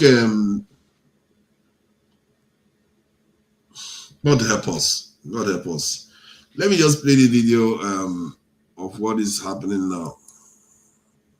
People that are petty than Nigerians. Those people, they are very, very petty. Like Nigerians left Nigeria, went to Mexico, bought Mexico jerseys just to go and boo the South African players. Lots of Ghanaians are so shocked at the actions of some Nigerians towards South Africans. They were like, what sort of pettiness is this? Do you guys believe that some Nigerians moved all the way from Nigeria? These guys went to Mexico, bought Mexico jersey just to boo South Africa. No wonder when I was watching the match, I kept hearing boo, boo, boo, especially when South Africans players are the ones with the ball, if that makes sense. I'm going to take you guys to the videos that is trending right now. The thing there is that not just Nigerians, even Ghanaians will do such. At this point, the world has totally rejected South Africa. Kindly watch videos and please leave me your thoughts in the comments. Do not forget to like this video, share this video, and subscribe. First of all, in my life, I've never seen people that are petty than Nigerians. Those people, they are very, very petty. Like, they are very, very petty. If you do something today, they will not forget. They will pay you back pay. Do you know that Nigerians left Nigeria, went to Mexico, bought Mexico jerseys just to go and boo the South African players? Just because what is going on in South Africa, they don't like it.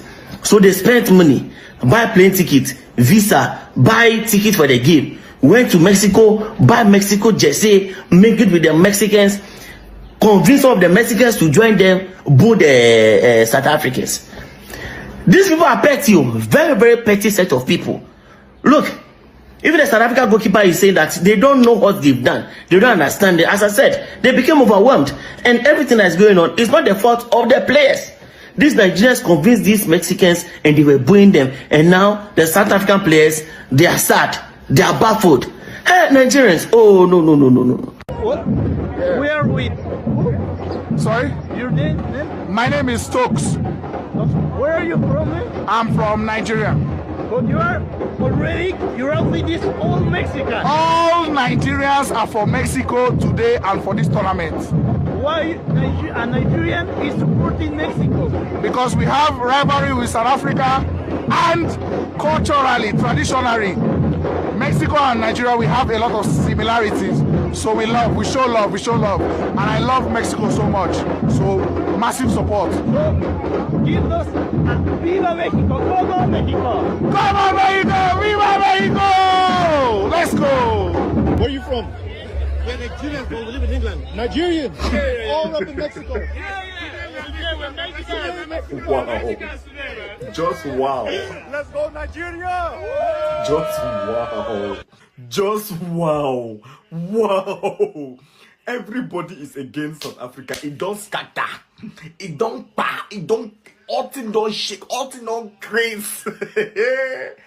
Now, I've seen videos of South Africans saying, oh, we don't care about other African countries supporting Mexico. We don't care. You are lying. You care. You do care. Because, now, even if it was me, I would care. Because under you guys' comment section, it's not going easy for you guys. Is it Bafana page or something? It's not going easy for you guys at all. There's no single African country that is supporting South Africa because of xenophobia. You guys decided to be xenophobic in that country, and nobody is supporting you guys. As a Ghanaian, what have I got to do with Mexico? Now I'm sitting here sharing that because Mexico just scored a goal. I'm here sharing now because Mexico scored against South Africa. As a Ghanaian, what's my own with Mexico again? Apart from Lagata and Mary Cruz and Lagata, apart from them, what else have I got to do with Mexico? Now I have to sit here because of South Africans decided to be this illiterate in their country, and now we have to support Mexico. And you cannot tell me it's not penny. It's penning you. Sure. Now you people, they've scored you, and now you're going back to your country. In fact, if Ghanaian doesn't even win the game and South Africa comes out early, that's the only thing I'm looking for in this World Cup. Nothing else. Because we know how Ghana people, there's no way we're going to win. There's a reason why Africans don't like Nigerians. There's a reason. Which one is your name? Is Alejandro Nascimento Tijuana Estaval? Uchenna that they gave birth in Auchi, he has spent all his life in Auchi, but all of a sudden, because of hate watch, you change your entire identity. Because of hate watch, you are wearing cowboy hat, you are carrying guitar, you are learning Spanish because of hate watch. And you know what's paining me? Nigeria did not even qualify for the World Cup, but you cannot insult a Nigerian because before you insult them, they've already insulted themselves. You don't have anything. Your name is Tijuana. Uche. Okay. Mona continue. We're not even qualified for this World Cup. But anyway, my name is Callisto. I swear to God, I give South Africa 2 more weeks in this World Cup. June 25th, go back to your country. Go back to your country. June 25th. I swear to God, if South Africa don't leave this World Cup in the next 2 weeks, see, so help me God. South Africa don't leave this World Cup in the next 2 weeks, so help me God. June 25th. South Africa must go back and fix your country. June 25th, South Africa must go back and protect your job. June 25th, South Africa must go back and fix everything in your country. June 25th. If we see you in this World Cup after June 26th, so help me God. So help me. Nigeria is a country you should never disrespect. South Africa, the whole Africa is against you for disrespecting Nigeria. Nigeria is the giant of Africa. It must be respected. Now we are all rooting for Mexico. South Africa, you must go home. You must go home. Go home. Father God, we just want to thank you for making South Africa lose their game. God, we also want to particularly thank you for the 2 red cards that you gave those monkeys.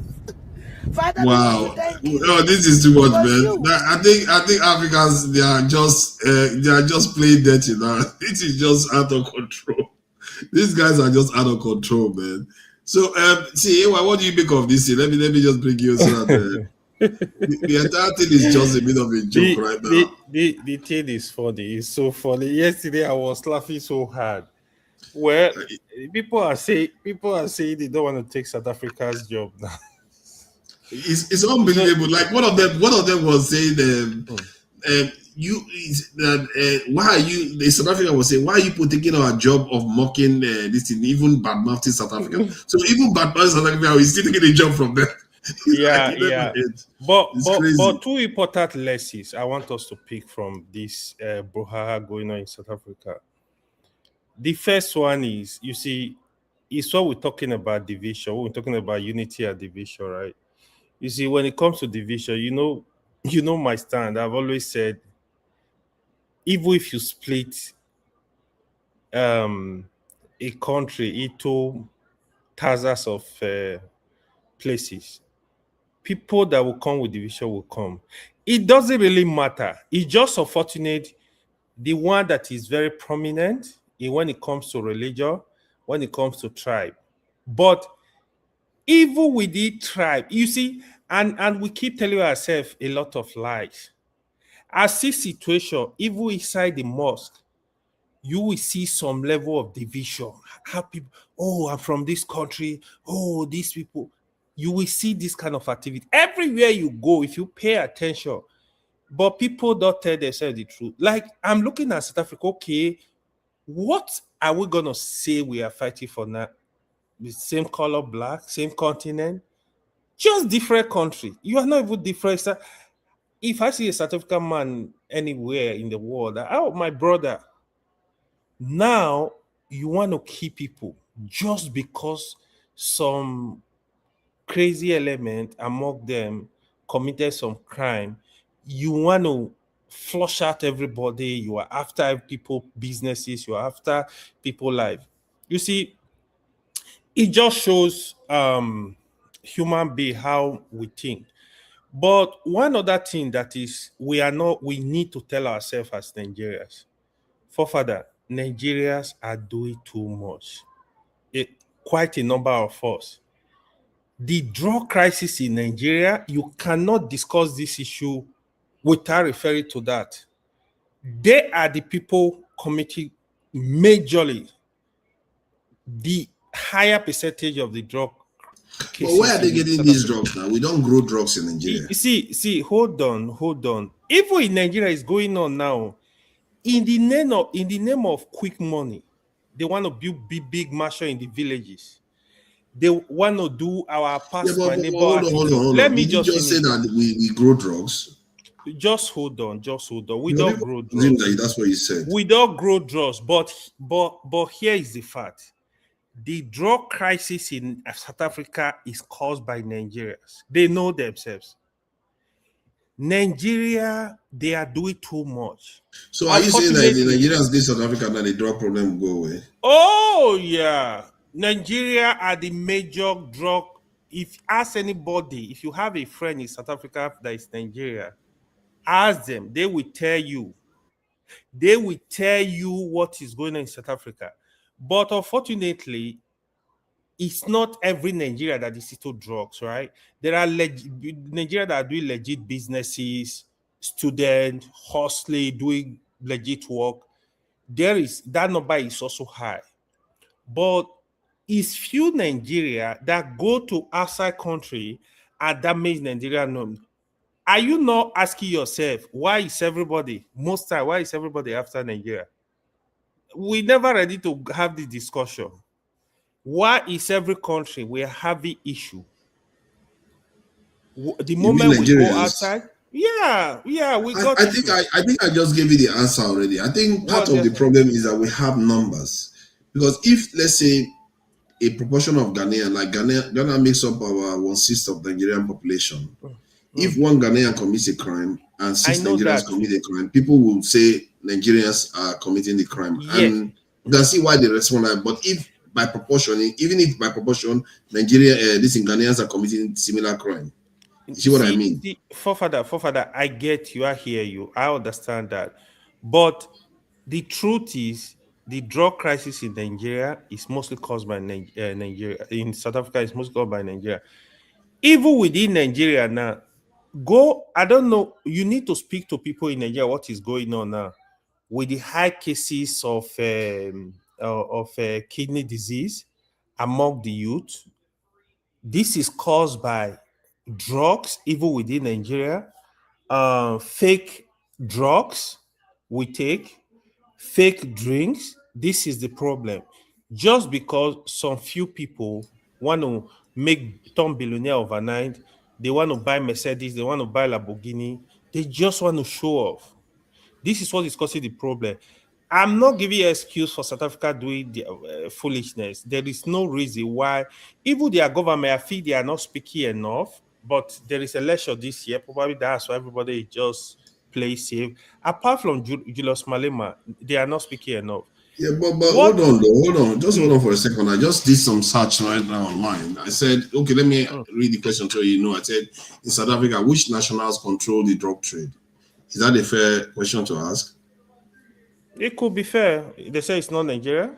It says South Africa's illicit drug trade is controlled by a complex web of transnational syndicates operating in collaboration with local networks rather than a single group.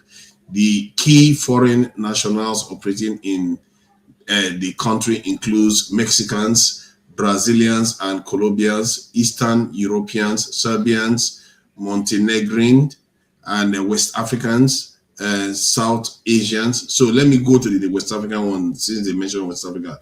Nationals from countries like Nigeria are heavily involved in distribution and smuggling of heroin, as well as the transportation of chemical precursors from Asia into South Africa.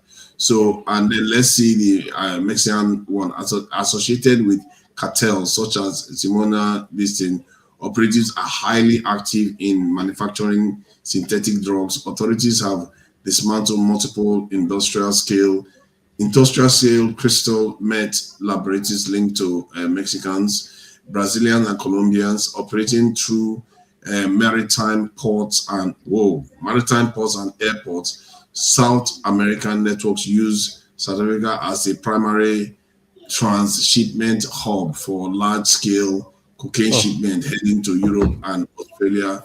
East Europeans, these syndicates are deeply entrenched in the international cocaine synthetic drug trade. So most of all this stuff, Nigeria small, but these people actually, Nigerians barely make it. We transport the precursors. No, don't forget. Drug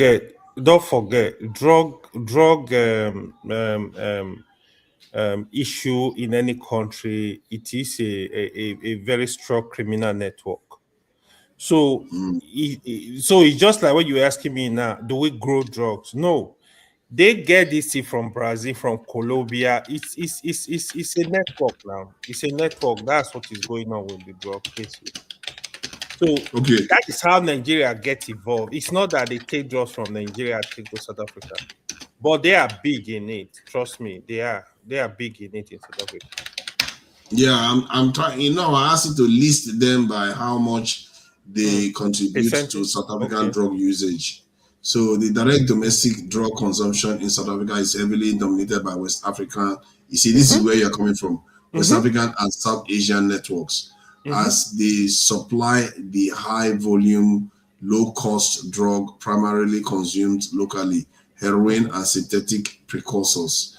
Conversely, South American and East European cartel primarily view South Africa as a global transshipment transit hub, though they are increasingly leaking highly addictive substances into the local economy. The primary foreign networks driving domestic drug usage are ranked below. So now you want to rank them below, which is fair. Yeah, it says West Africans, primarily Nigerian syndicates, drug-controlled heroin and low-grade cocaine. Impact on domestic usage, highest, over 400,000 South Africans are heroin and take heroin daily. 400,000. Yeah, numbers don't lie. Largest illicit That is diabolical, though. Yeah, That's what yeah. diabolical So means. can The you South see what Africans, I'm telling you? You know no, I'm no. not gonna I come think with numbers that are not correct. if you're correct, I will. I'm not going to hide it. I will do a good job and hide it.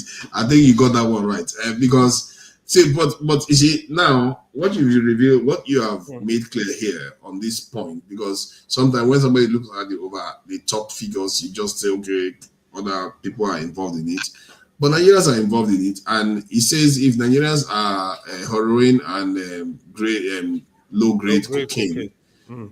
and these things Nigerians don't manufacture it. It's crazy where No, we get it from. no. They Okay, move so it. They bring it from South America.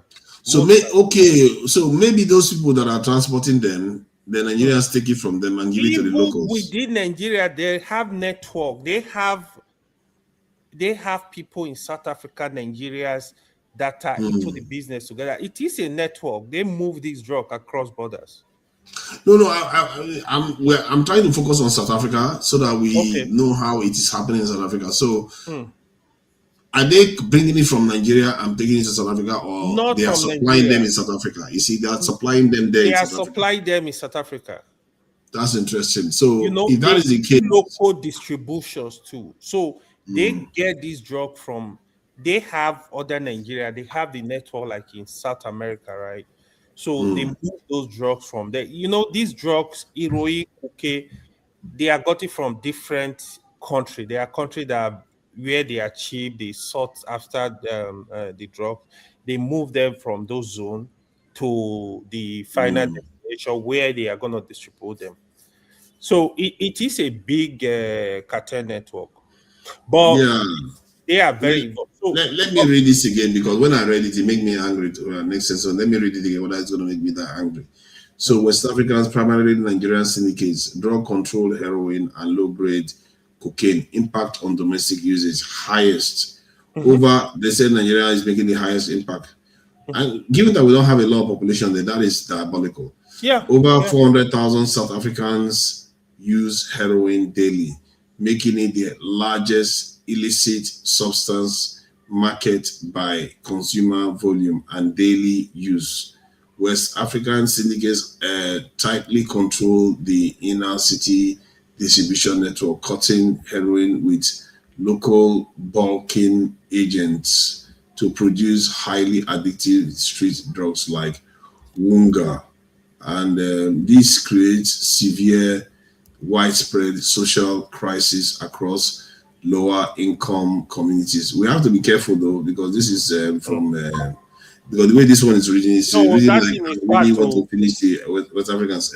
So, but that said, if this is true, and if these numbers hold up the way it is, like if I take this as face value, what those Nigerians are doing there is diabolical. And the Nigerian, they are not doing this to Nigerians like this. I don't think the Share Nigerian the private 400,000 Nigerians sector, are. share something. So Yeah. It's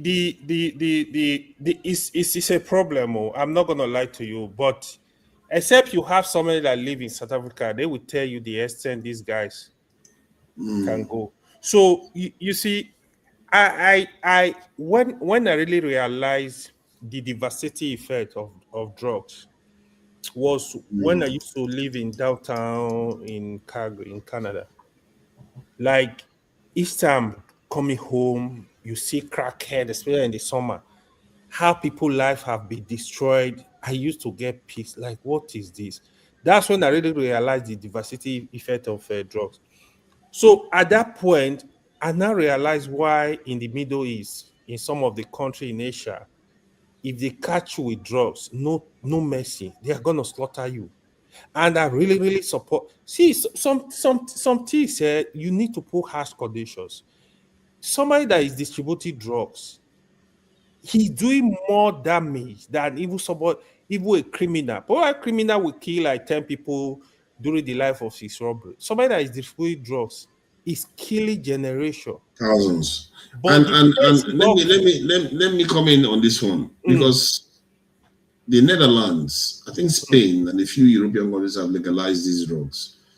So if the damage of the drugs is not as heavy on them, and Did you say Then legalize the drug? Netherlands, No, and Spain. I think. it's only weed now, right? No, I think they legalized. Let me confirm. I think they I legalized. No, know I think they legalized Canada it. they legalize weed.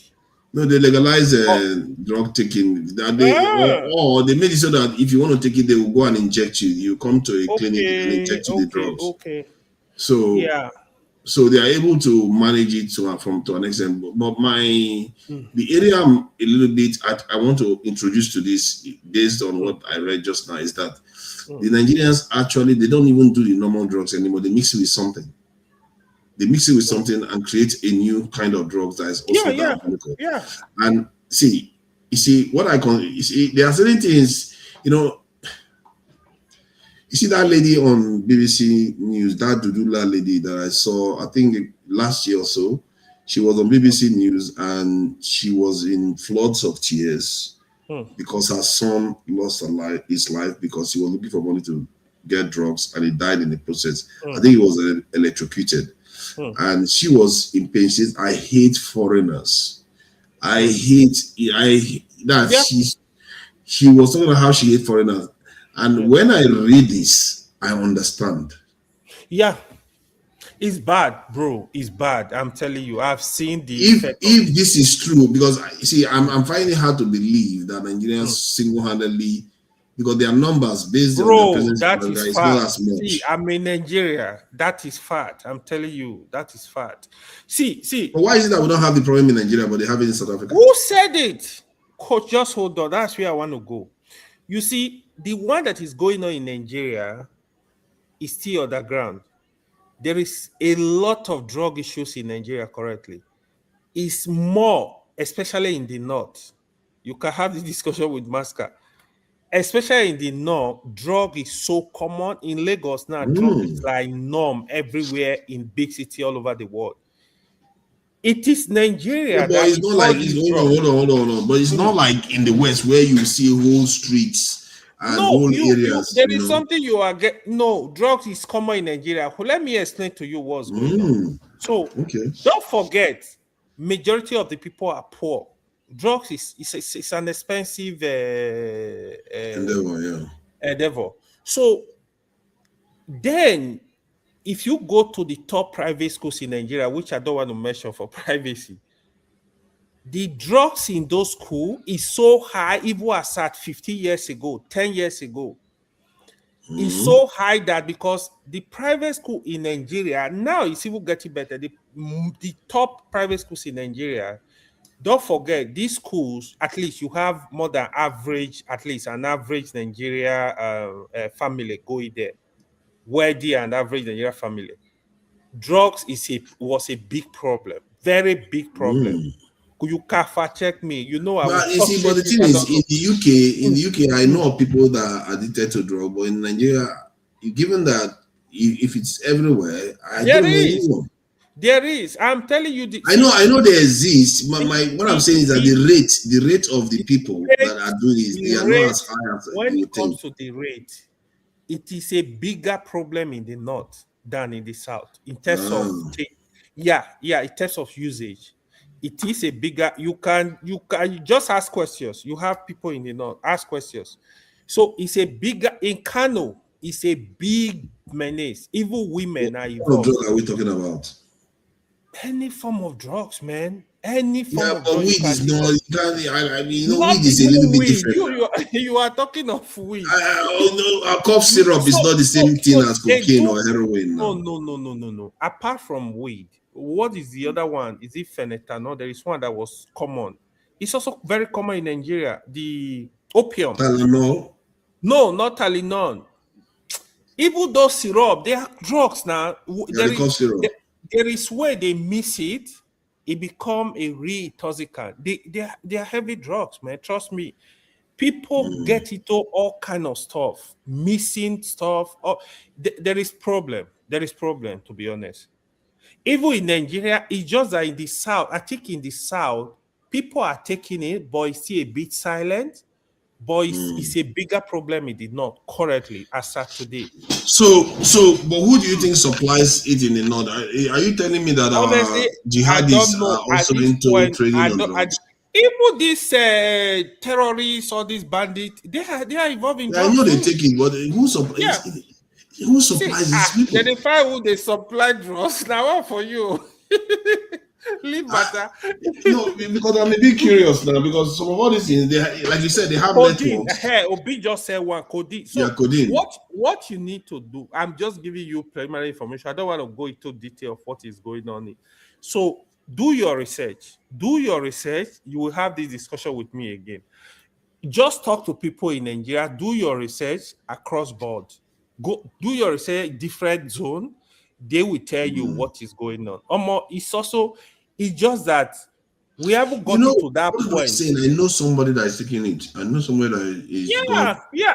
Even a friend of mine, right? I'm A assuming friend that he of was mine, smoking, but I don't think he's smoking. But bro. we are all assuming that he's weak, but it may Bro, not I be don't weak. want to mention him. A friend of mine, the Mm. parent did not know his younger brother. Mm. He was in one school somewhere in Abuja. They didn't know this guy was involved in drugs. Until he got really bad. They have to take him to a rehab. Mm. For months, he was there, try to, rehabilitate this guy. But bro, it's a problem. Oh. I just hope in no time you might see it might just break out like it's gonna be a very big menace. But You for now, know, yeah, it's you still know, when I manageable. was having the conversation a couple of years ago, Mm. when I found out that, like Guinea-Bissau and many West African countries, including Those are Guinea routes now. Conakry, so yes, that they are using Yeah, it those as a are route major to routes cross now. over to this thing. Yeah. And the same thing with South Africa. And I think it's a mistake for us to assume that they're just routes, at least for now. Even Burkina Faso used to be a big Yes. route. I don't know of now. The reason why it's a route is because we don't have the financial capital to spend the money on it. And the more West Africa, it's almost as if sorry, let me try to explain what I'm picturing here. And I see that as a threat, actually. It's almost like, you know how we say, when we want to take care of fix the country, someone like you would say state police, regional system, I would say recruit, secure the country and all those things. And prosperity will come. If you want to get prosperity in Nigeria, one of the areas you have to deal with is that problem. Because when things start getting better in Nigeria, people will start having more money. Yeah. Guess what? Those drug people now will now have a market that are willing to pay for it, and we become the targets of the drug trade. And that is a big problem that we have to worry about. As if you want to really, have our people prosper. They don't care. They don't think like this. The leaders don't think like this. They are not proactive. So they just do their stuff. Yeah. I don't know how people can, in good conscience, because you want money. Yeah. You don't have any other way of making money other than drugs. And in a way, life is weird because you can't always blame them to an extent. I said rate of kidney problem among the youth is very alarming in Nigeria. This is as a result of fake drinks, fake drugs. People deliberately, for example, expensive drink, they will go missy and just join it together and just miss a gift to people to drink because they're making money from it. They want to buy big cars. So people, it's lack of conscience. When it comes to issue of drugs, I remember what was it called? The current is it chairman of NDLEA, Marwa. Marwa has been doing a very great job, to be honest, in the past 5 years plus. He's very good at what he does. So the super call now, Abakari. His case was cocaine, and they caught him with supplying all those. That was how he was pick up now. Yeah, if you know of his case, right? So that is the guy was bringing drugs from abroad. They go there with his men to protect him from the airport. They protect him because the people involved in this thing, they are the big guys, not the common man you see on the street that don't have penny. So this is what go on with this. It's a very sophisticated network. So you will be shocked even some top people in the police are involved. China and Russia has a drug problem too? China and Russia?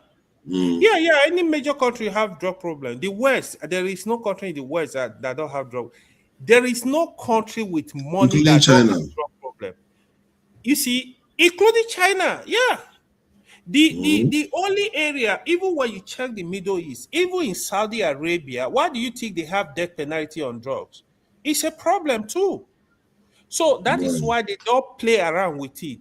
The Gulf countries, you will be eliminated. But do they have a drug problem in Saudi Arabia too? So I will say, see, there are people taking drugs in Saudi Arabia, but one thing that is, that is limiting it is because of the death penalty. So people are be careful. In Malaysia, a lot of our guys, they've eliminated them in Malaysia now. A lot of our Nigerian people that used to go to Malaysia, they have eliminated a number of Nigeria. In Malaysia, I think to an extent, I'm not even sure I should feel sorry for anybody that is I caught will not feel sorry for with my brother drugs. if he's Yeah, caught with I'm drugs. not gonna feel, because you are going there to destroy lives. Yeah, you're going there to destroy life. I will not feel sorry for my brother if he get involved. I'm telling you the honest truth.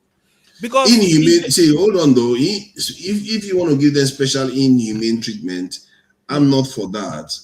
If you catch them, if it's death penalty, finish them. Yeah, Because they're going finish to it. destroy life. It's just like you are talking of kidnapping, for example. You are kidnapping people, put people life at risk. The one you can kill, you kill. They are when the person is called, you say have mercy on who. So it's just like the other issue. When it comes to capital punishment, how the money meant for a community, the money meant to make people life better. You will embezzle the money, billions of naira, for example, and they allow you to go free. Do you know if you are asked, give you a contract to construct 200 kilometers of road, that road is not done. The road is bad. People are having accidents, die every day. Do you know the life you are killing? If you are to fix hospital and the hospital is not built, people are dying because of your foolishness. And see, this kind of people, they just eliminate them. They deserve to die. That's why in China they don't play with those stuff. I hear what you're saying. Everything. Let's track our way back to the South African issue where the Nigerians are supplying them. So, in other words, their reaction is not totally unreasonable. And I saw a video today when some people were saying that these things are somewhat engineered in the sense that, like they said, after South Africa got independence, that's Mandela was released, that there was this section of the country, I've not forgotten this, I think it's associated with the Zulus. I don't know what it is, because South Africa is such a strange country, the way it's been divided. It is. So that they use that section to try to cause problem within the South African community. No, man. I didn't even know that there's a particular part that they use like that. And then I saw a video online where a white person was saying how they send them, because he used to work for intelligence services. They send them into South African communities, black communities, to go and cause divisions among them. So that said, the reason why I'm saying this is because when you say that Nigerians are selling drugs to South Africans, could this be a kind of way of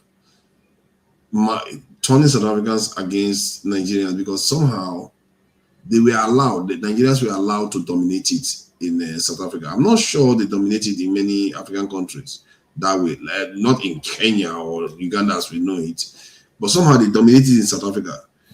And because why was it allowed to happen? See, we don't need to so the intelligent community, the way they operate, right? It's just like when you call like ISIS, for example. So they look for loopholes. When they want to destabilize your country, they look for Dr. Ogbo Wednesday, he was here 2 weeks ago, if I'm not mistaken. He said there is some activities going on in South Africa to destabilize them because of their support for Gaza. So I will not rule that out. But when these people come in, they look for loopholes. They look for what is dividing the country. Just like when somebody come into Nigeria now, he will study the whole country. Okay, I want to put fire on this country. How can I do that? Okay, there is a crack wall right here. They just pass through there. They just call the dissident and say, you know what? Oh, take this, man. We got to give you all the money you need, all the resources. Oh, yeah. So this is what they do. So I think they now use some people, South African. I said, okay, you know what? You got to go after the other Africans. Invariably, you are actually attacking the government because the government are going to bear the brunt. If Nigeria come tomorrow and said, MTN, you leave our country, a South Africa country, we don't want to see you in Nigeria. Ghana will come up. We don't want to. So who is going to lose? Is the South African government and the South Africans. So don't forget, the ordinary man on the street is not looking at it that way. In his own, just like the uprising in the Arab world. So it was actually engineered. So, but that vacuum is there. They come, they fill it up, they blow it up. So that's basically how they operate. So, but Nigeria have been doing this for long. South Africans are aware. Some Nigerians. You know, South Africa is not only the country Nigeria are doing that. Nigeria used to be a problem to Malaysia. I'm telling you this. In Thailand, they used to be a problem. I don't know of now. In terms of drugs. But this is hold on. Okay, I hear what you're saying, but this is crazy though. You don't know your people. No, this is I know that we got involved in drugs, but I worry that we are making it look like it's almost as if Nigerians are the footmen for drug dealers around the world because we don't grow it ourselves. Unfortunately, you have to do more research on this, man. No, are you saying that we grow heroin in Nigeria now? We don't grow drugs. No, do you need to grow drugs to be a drug dealer? No, but that's my point now. I'm saying we are like footmen for these drug dealers because how is it that we manifest it all over the world? I will explain it to you. The Nigerians evolve in drugs is the love for money. So they're looking for quick money. So when they see that avenue, if you see what Nigeria did in Asia, they were using innocent women to carry drugs in Asia country, in Malaysia, in Thailand. Some of these women are in prison today. Some of them were quiet. This is, I'm telling you, reality. It's bad. It's bad. We need to do better as people. We need to do better. A lot of Nigerians have damaged Nigerian name, but we are not speaking about these issues enough. I feel sorry for the next generation. I will need to look into it a bit more closely because open up. Let me finish what I'm saying because I worry that maybe we are over. Like we have drug, yeah, of course we have people that do drugs, but like in the UK now, Nigerians are not known for drugs. In America, we are not known for dominating the drug market. No. As a matter of fact, in Europe, in America, it's Mexico. In America, it's Mexico. Yeah. That is well known. Or sometimes even Colombians. It depends on it's Mexican. You're right. Yeah. I love that line. In Europe, we don't register Europe as drug kingpin. So when most of the world and different parts of the world participate in it, I'm surprised. Like sometimes, like the way you're coming across to make it, you're making it sound a little bit like Nigerians are like some kind of major. Like anti-Nigeria. No, not like anti-Nigeria. The point you're making was that to be fair, I made that point earlier on that many Nigerians have internalized some of the things we have been accused of. But that said, the one for South Africa is clear. It's really, really clear. That one is diabolical. I don't know how that could have happened. If they were not looking for a way to malign that, to create division between these two countries. Because the truth is that if South Africans came to Nigeria and did that to 400,000 Nigerians, they will have a problem in South Africa. Yeah. So that is clear that is going to cause problem between the two countries. Now, the question you have to ask yourself is, why did the leaders allow it to happen? Yeah, that's that's a question mark right there, right? The only person that has been speaking a lot against what is going on in South Africa is Julius Malema. You know, Julius Malema's position is very clear. Don't forget his opposition. The government, the ANC government, probably because election is coming, you know, in the last election, they could not even get majority. They are not being careful. They are trying to play safe. Because I don't know the percentage of South Africans I would say they are really against other African countries right now. But it seems the number is high from what I see online. It seems the number is going up. This movement is a big movement. No, no, no. It's pervasive. It's Yeah, pervasive in all South Africa. unfortunately, they are targeting the black people. I've never seen situation where they target the Pakistan, the Indians, other nationalities. Well, They are I've targeting seen the it. black people. Even I've the seen other the way they thing target is not Europeans. even the other thing is not only they are not targeting only Nigerians, other African countries. So most of these African countries, they don't get involved in crime as you think, evil drug, they don't get involved in crime. So why are you now after every black person in South Africa?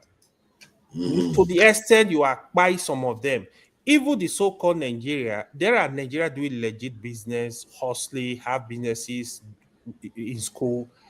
They are doing legit stuff. Okay, my position is you have security, you have police, you have. Why don't you go after the drug dealers? Why don't you go after people that commit crime? If you arrest Nigeria for crime, no Nigeria government is going to ask you question. Why did you arrest this person Exactly. for drug dealing? Why did you arrest this person? So deal with the crime and allow people that are doing legit business to do their legit businesses. And this goes to the core. In short, there are two cores part of the issue. Leave legitimate businesses alone and leave innocent people alone. Go after the criminals. Yeah, go after the criminal. Even Nigeria said we will be happy. If you go after the criminal, we will support you. Exactly. I Go after the will support. criminal. And this is why I said, why did the government allow it to happen? Because they are supposed to be cooperating and making sure this doesn't happen. The second part that makes this worse is that the state government seems to be complicit in this. Yeah, they are because they're not acting. And they are not acting. The only way I think Tinubu is just to, I don't know how to call it. If I were in position, I will lash out at South Africa. You have to. In fact, I will form alliance to make sure this we sanction South Africa in all ways. There are companies, you got nationality.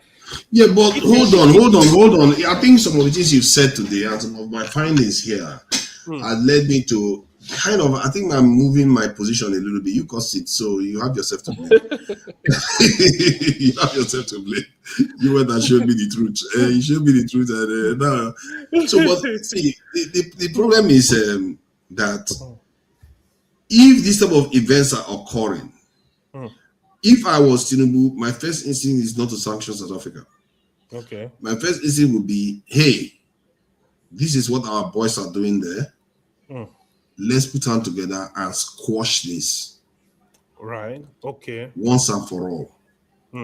So that there will be no animosity between us. Because that lady that we saw on that video, seeing how she hates foreigner, the pain she felt was real. She wasn't making it up. Yeah. It's just like when you see family that suffer from this banditry going on in Nigeria, terrorism. When the way they speak from the point of pain, because you've experienced, your family member has experienced like kidnapping. Now it was a victim of kidnapping. Now it's so difficult. If you've never been in their position, you might speak softly, but if you be in their position, this is life or death. They will speak differently. Their experience is completely different. So it's just like that. If you have a family, a child that has been affected by drugs activities, bro, you cannot forgive a drug dealer. You know what? African leaders. Do you know what it takes for somebody to be alive? You are not alive. You are not dead. You are just there. You are useless. It's a struggle, bro. I mean, you see crackhead in UK now. Come to America and see crackhead on the street.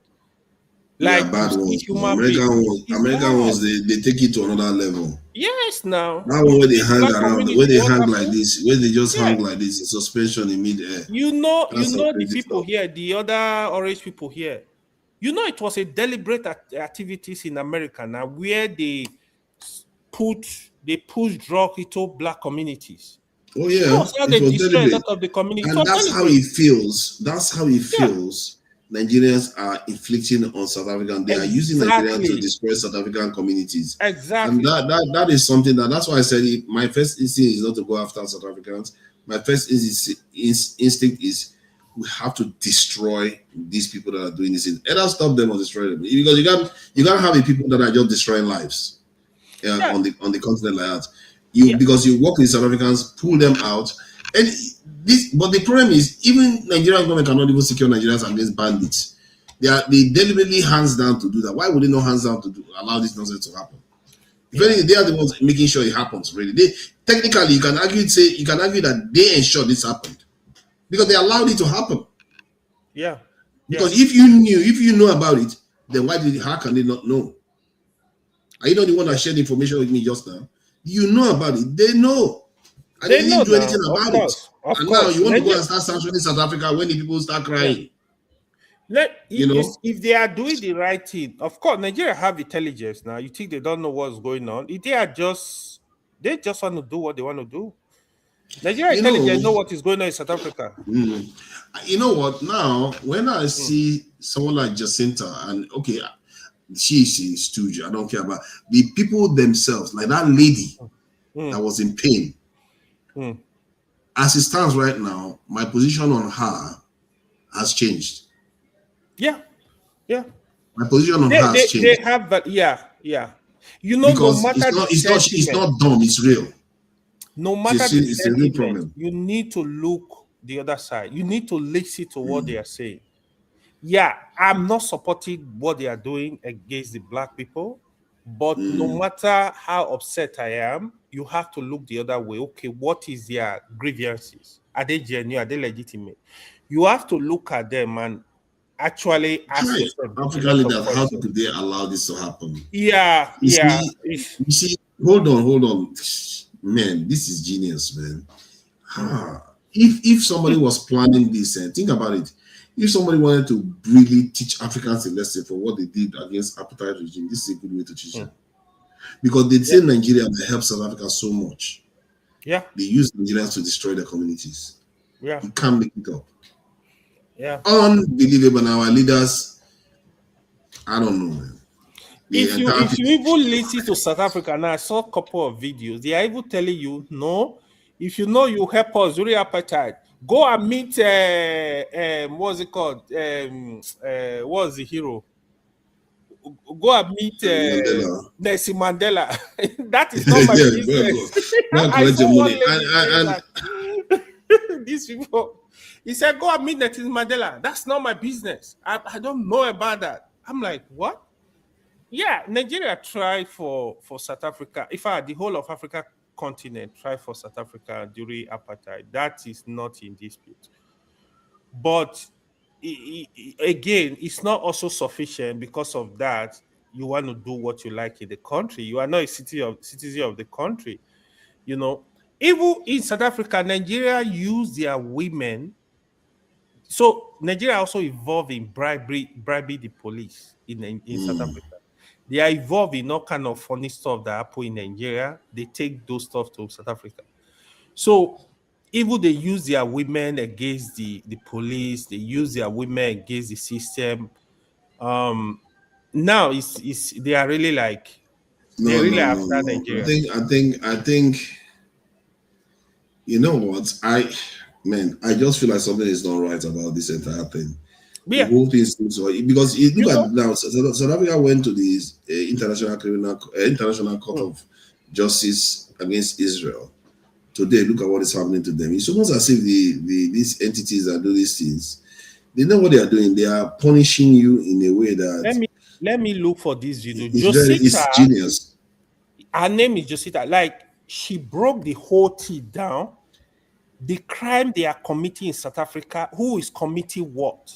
She was so on point. That is what's going on. Let me see if I can see the video and share it with you. Come here. Just 1 minute. Yeah, let me see if I can see that video. I can't believe I'm finding myself sympathetic I'm not sure to those if you can watch this video. Check if Let me you see. can. I'm finding You can. myself being sympathetic to those people that are going through those things because their lives are being blighted. It's almost like the kind of thing that they did to African Americans. Nigerians are becoming instruments to do those things to fellow Africans. What kind of situation is this? Yeah. Why do our people? Why do we do this to each other? And to be fair, Black Americans did it to themselves too. So this, you see, this whenever I keep telling people that everything you do, you have to be strong. You have to have your strong security. Nothing, because the reason why this is possible is because our communities are so vulnerable to being influenced. Yeah, vulnerable. Yeah. We are too vulnerable. Anybody can just come. They play us like a fiddle. Can you just look at how Nigeria is divided today? How everybody is just the country is just in disunity. Just imagine somebody that want to play game in Nigeria. They will have it. I feel bad. I feel bad for South Africans to an extent that Nigerians have been used as an instrument. They also pass through a lot. Despite their issues, they have their own issues. Sincerely, you can't rule out their pain. No, they have their the issues we talk about. See, hold on. You see, when we call them lazy, when we call them all kinds of things, the issues we talk about, Nigerians are introducing it there. Because when you have people addicted to drugs, 400,000 of them, do you know it wears a lot of people down? 400. Let me finish the point. This is very important. 400,000 heroin addicts in the country taking it every day. That pulls the family down. That is just heroin. Not to mention all the other drugs that are involved. It pulls the family down. It pulls a lot of people down. And Nigerians, man, I'm getting to a point whereby it's almost as if I owe South Africans an apology. See, let me explain this to you, right? So you see, I was analyzing the issue, how a lot of South Africa behave, the Black South African, and how Africa America, a lot of them behave. They have some kind of similar characteristic in some ways, to a large percentage. So South Africa passed through the apartheid. What Africa America passed through, you could describe it as even worse than the apartheid. Say before now, right? So now at least it's better. So that trauma, I think, is still there too.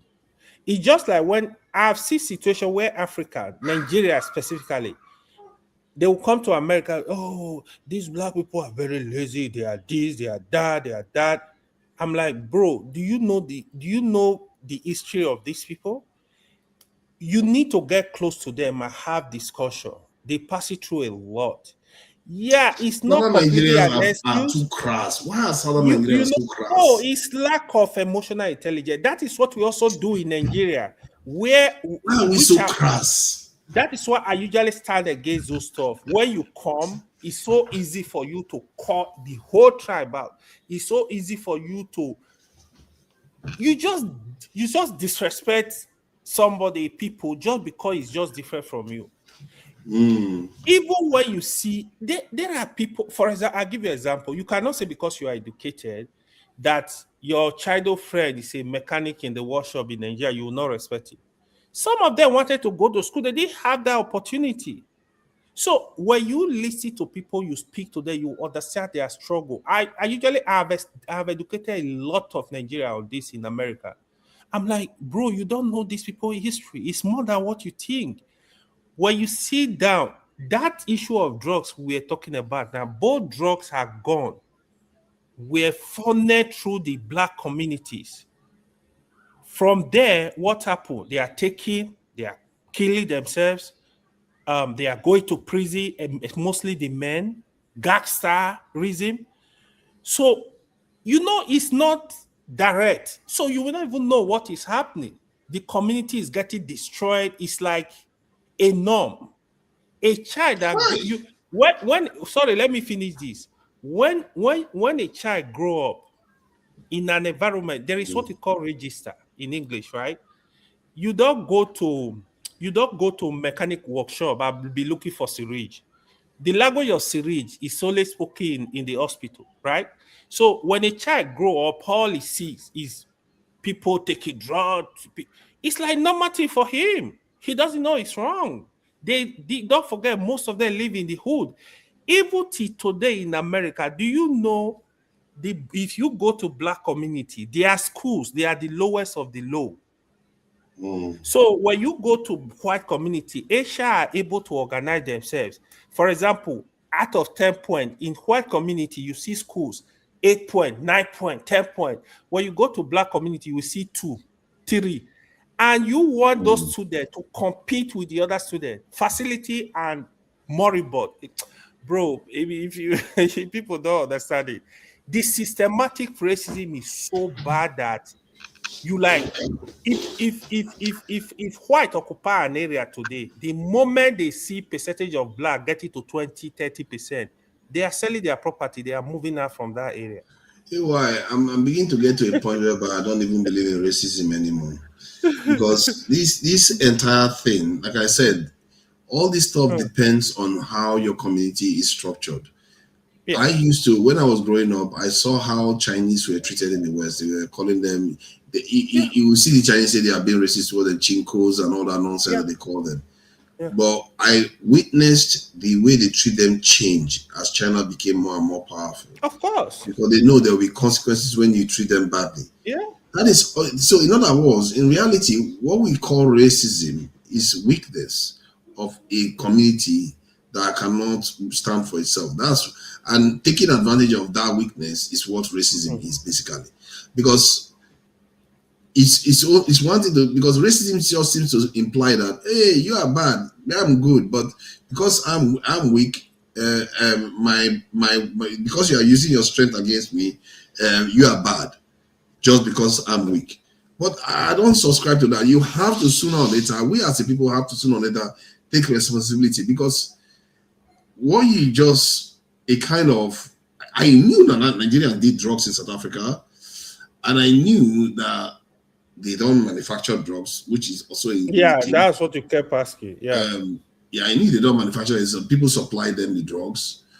And but when I rephrase the question to say, how about the usage in South Africa? Who are the ones truly supplying them? And isolate Nigerians on that list. That is devastating stuff. Yeah. But that said, I need to ask the question: how many whether South Africans play a role in these two? Because if it's Nigerians that are doing these things in South Africa, that is equivalent to African Americans selling drugs to themselves. I guess it's similar, but this time it's from foreign entity and from the country that fought for those people to become free. For you to become an instrument to get them addicted to drugs. Drugs, 400,000 people. That is really making me furious right now. If you watch that video I sent to you, if you are able to watch it, you will see the girl. She analyzed everything. She was on point, man. She was on point. So I sit here sometimes criticize South Africans. Okay, why are you not pulling yourself up, trying to educate yourself, take over your country? How are you supposed to take over your country when fellow Nigerians are going to poison them with drugs? Some people know this fact, actually. Even some Nigeria. If Nigerians were here now, you see some people will argue. They just like to argue, but that's a fact. You see, it's fact. They know, not that they don't know. A lot of but why is it that the government don't block it? Why is it that government don't say, okay, fine, Nigerians don't come in again, period? Yeah. Why did they allow this to happen? Yeah, there are a lot of Nigeria that still do legit businesses, For me, target the people, target the drug dealers. For me, target them, Target them. What? The most innocent people are the ones protesting and beating people in the city. It turns out, because the other ones have destroyed 400,000 lives, the authorities have allowed it to happen. The ones that are beating people, how many people have they destroyed their lives? They are more innocent than the ones around them. If you really calculate the lives that have been destroyed, they are the more innocent ones. Because when you are vulnerable, you are poor, you are more likely to get influenced, get into drugs, and all those problems occur, especially when the state itself is not really paying attention to making sure they instill a sense of purpose in the people so that they don't get into drugs. But I think I have to do a bit of a reappraisal of my approach to this South African thing. Yeah, it still doesn't, like I said, it still doesn't excuse the South African government. Yeah. And in a way, I can see why now, why the South African people feel resentful against Africans. Yeah. Because that's how African Americans feel resentful against Africans. So that when they see Africans come in and start being coonish and betraying them, they will feel betrayed, even if we work for their ancestors.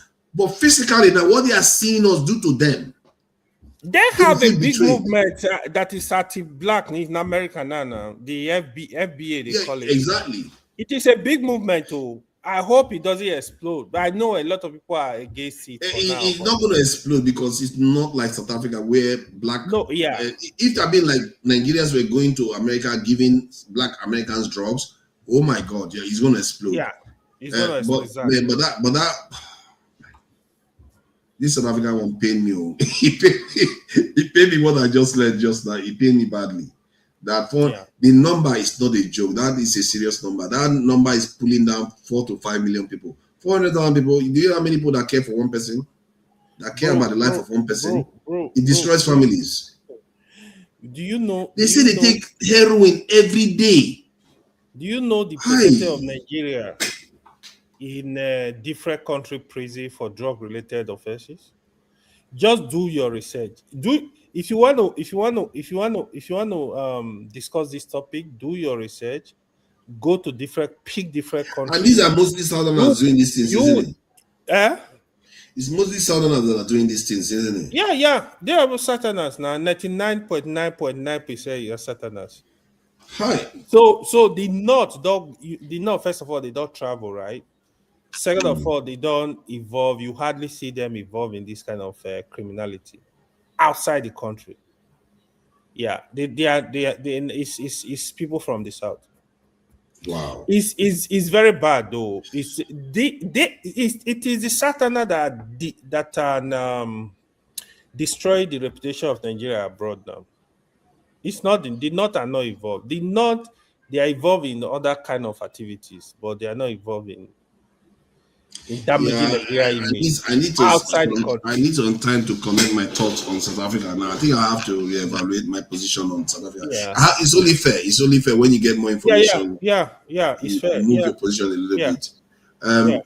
Thank you for coming. Because I'm not going to be in this evening for this, and I'm going to be very busy on this day. You have a for date? the first time in a long time. No dating. I just have appointments, things that I need to sort out. Good. So but you educated me. You see, this is why it's good to have conversation. I didn't want to bring anybody in, but you thought you showed me something today that I didn't know, and it's not like it's going to change my position on the government, but it's going to alter. To be fair, it might actually alter my position on how xenophobic South Africans are. Yeah, that is crazy. That is crazy. All right. Thank you for coming in, and let me play Jacinta while she's going. She's talking about Nigerian Africans laughing at them, so she doesn't care. That's maybe today the Trump issue, this Iran and America, the agreement. That one another discussion. That war, that thing is not going to end well. It's not going to end well. All this one. No, there is an agreement now. There is an agreement. Yeah, it's not going to cost America so not going to hold. It won't hold. It won't hold. Yeah. The forces at play are too great. So they agree closely. You see, agreement is close, not even close. This thing is not going to hold. Trump even if they have an agreement, it won't hold. They say CNN analyzed. He has made that statement 38 times since the beginning of this war. Because he has to say it so that the markets don't go crazy. Bro, it's still bad. This is low. Yeah, bro. Bad, if I tell you how much was wiped out in New York stock money, trillions. Yeah. The American inflation is around 4 point something now.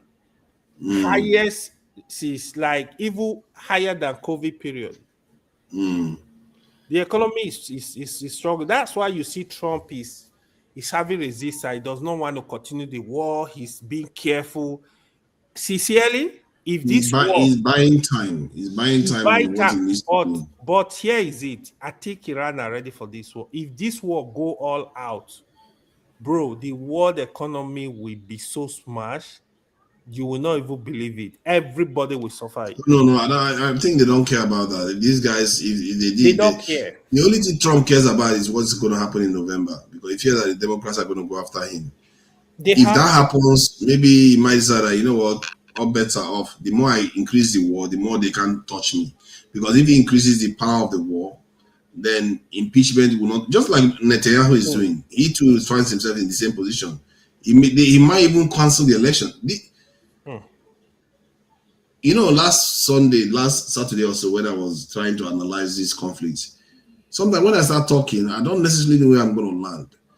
But because of the reasoning, I start reasoning it down. And when I reasoned it down, I was quite shocked how grisly and how catastrophic this whole thing could end up. Because there doesn't seem to be any easy path for Trump to get out of it. There's no easy path. Sincerely, the only thing is going to end this big war.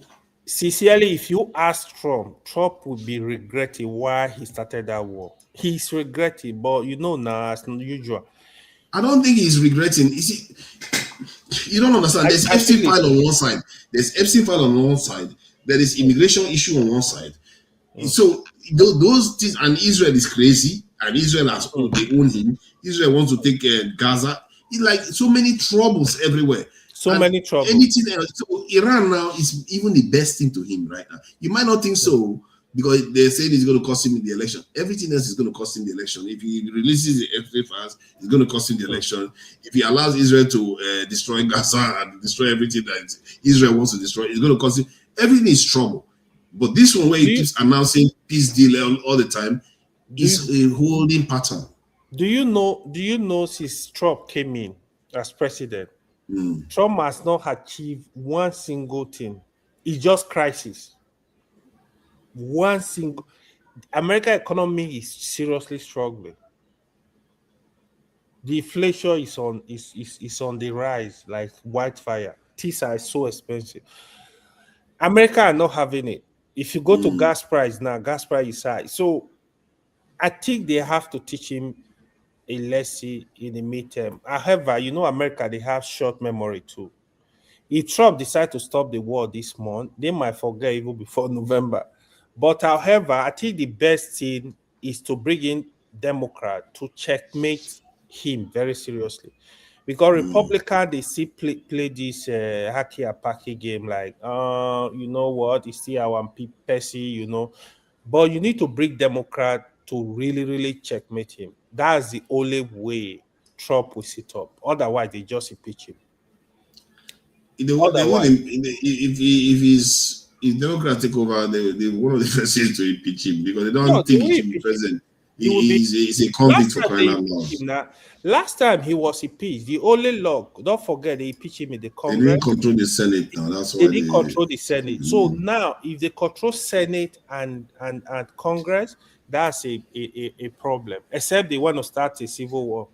They are going to impeach him. Nothing will happen. The problem with the Democrats is that most of them are also Zionists themselves. Pro-Israel. They are hypocrites. They are hypocrites. It's a bit of a problem but that you don't know where they're going to go. But there is a movement now in America where people are so knowledgeable about the happening in the Middle East. See, you are mistaken. You see, that is what should worry you is that why would Trump travel to a position where that will lead him to that kind of impeachment and all that craziness keeps happening? Then all his money they invested in him will be wasted. No.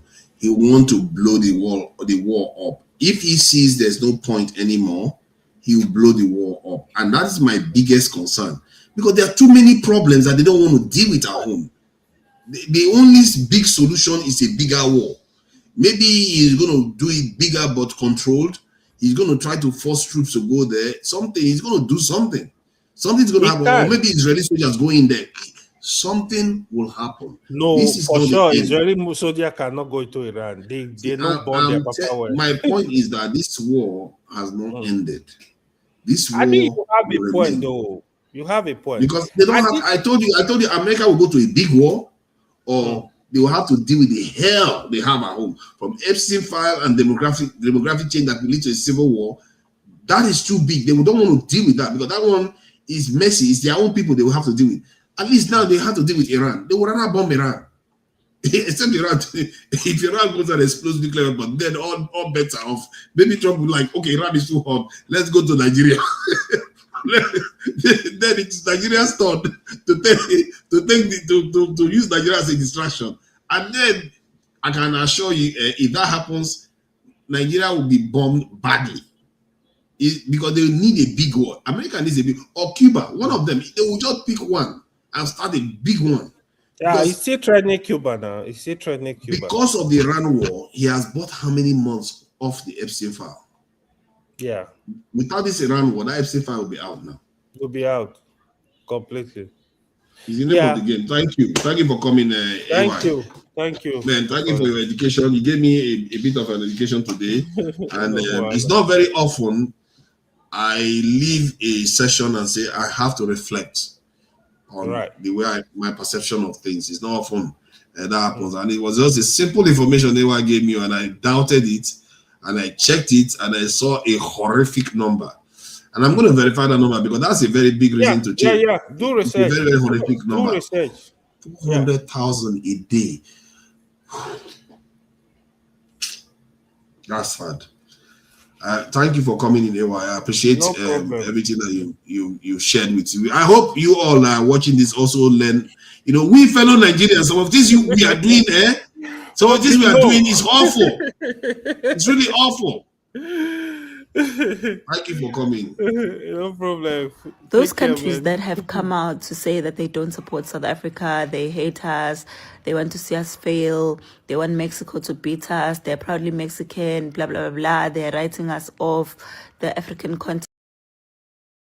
How we can encourage you guys to support Mexico and all the other teams that you want to support. I don't know how I can encourage you. We are supporting you to support other teams.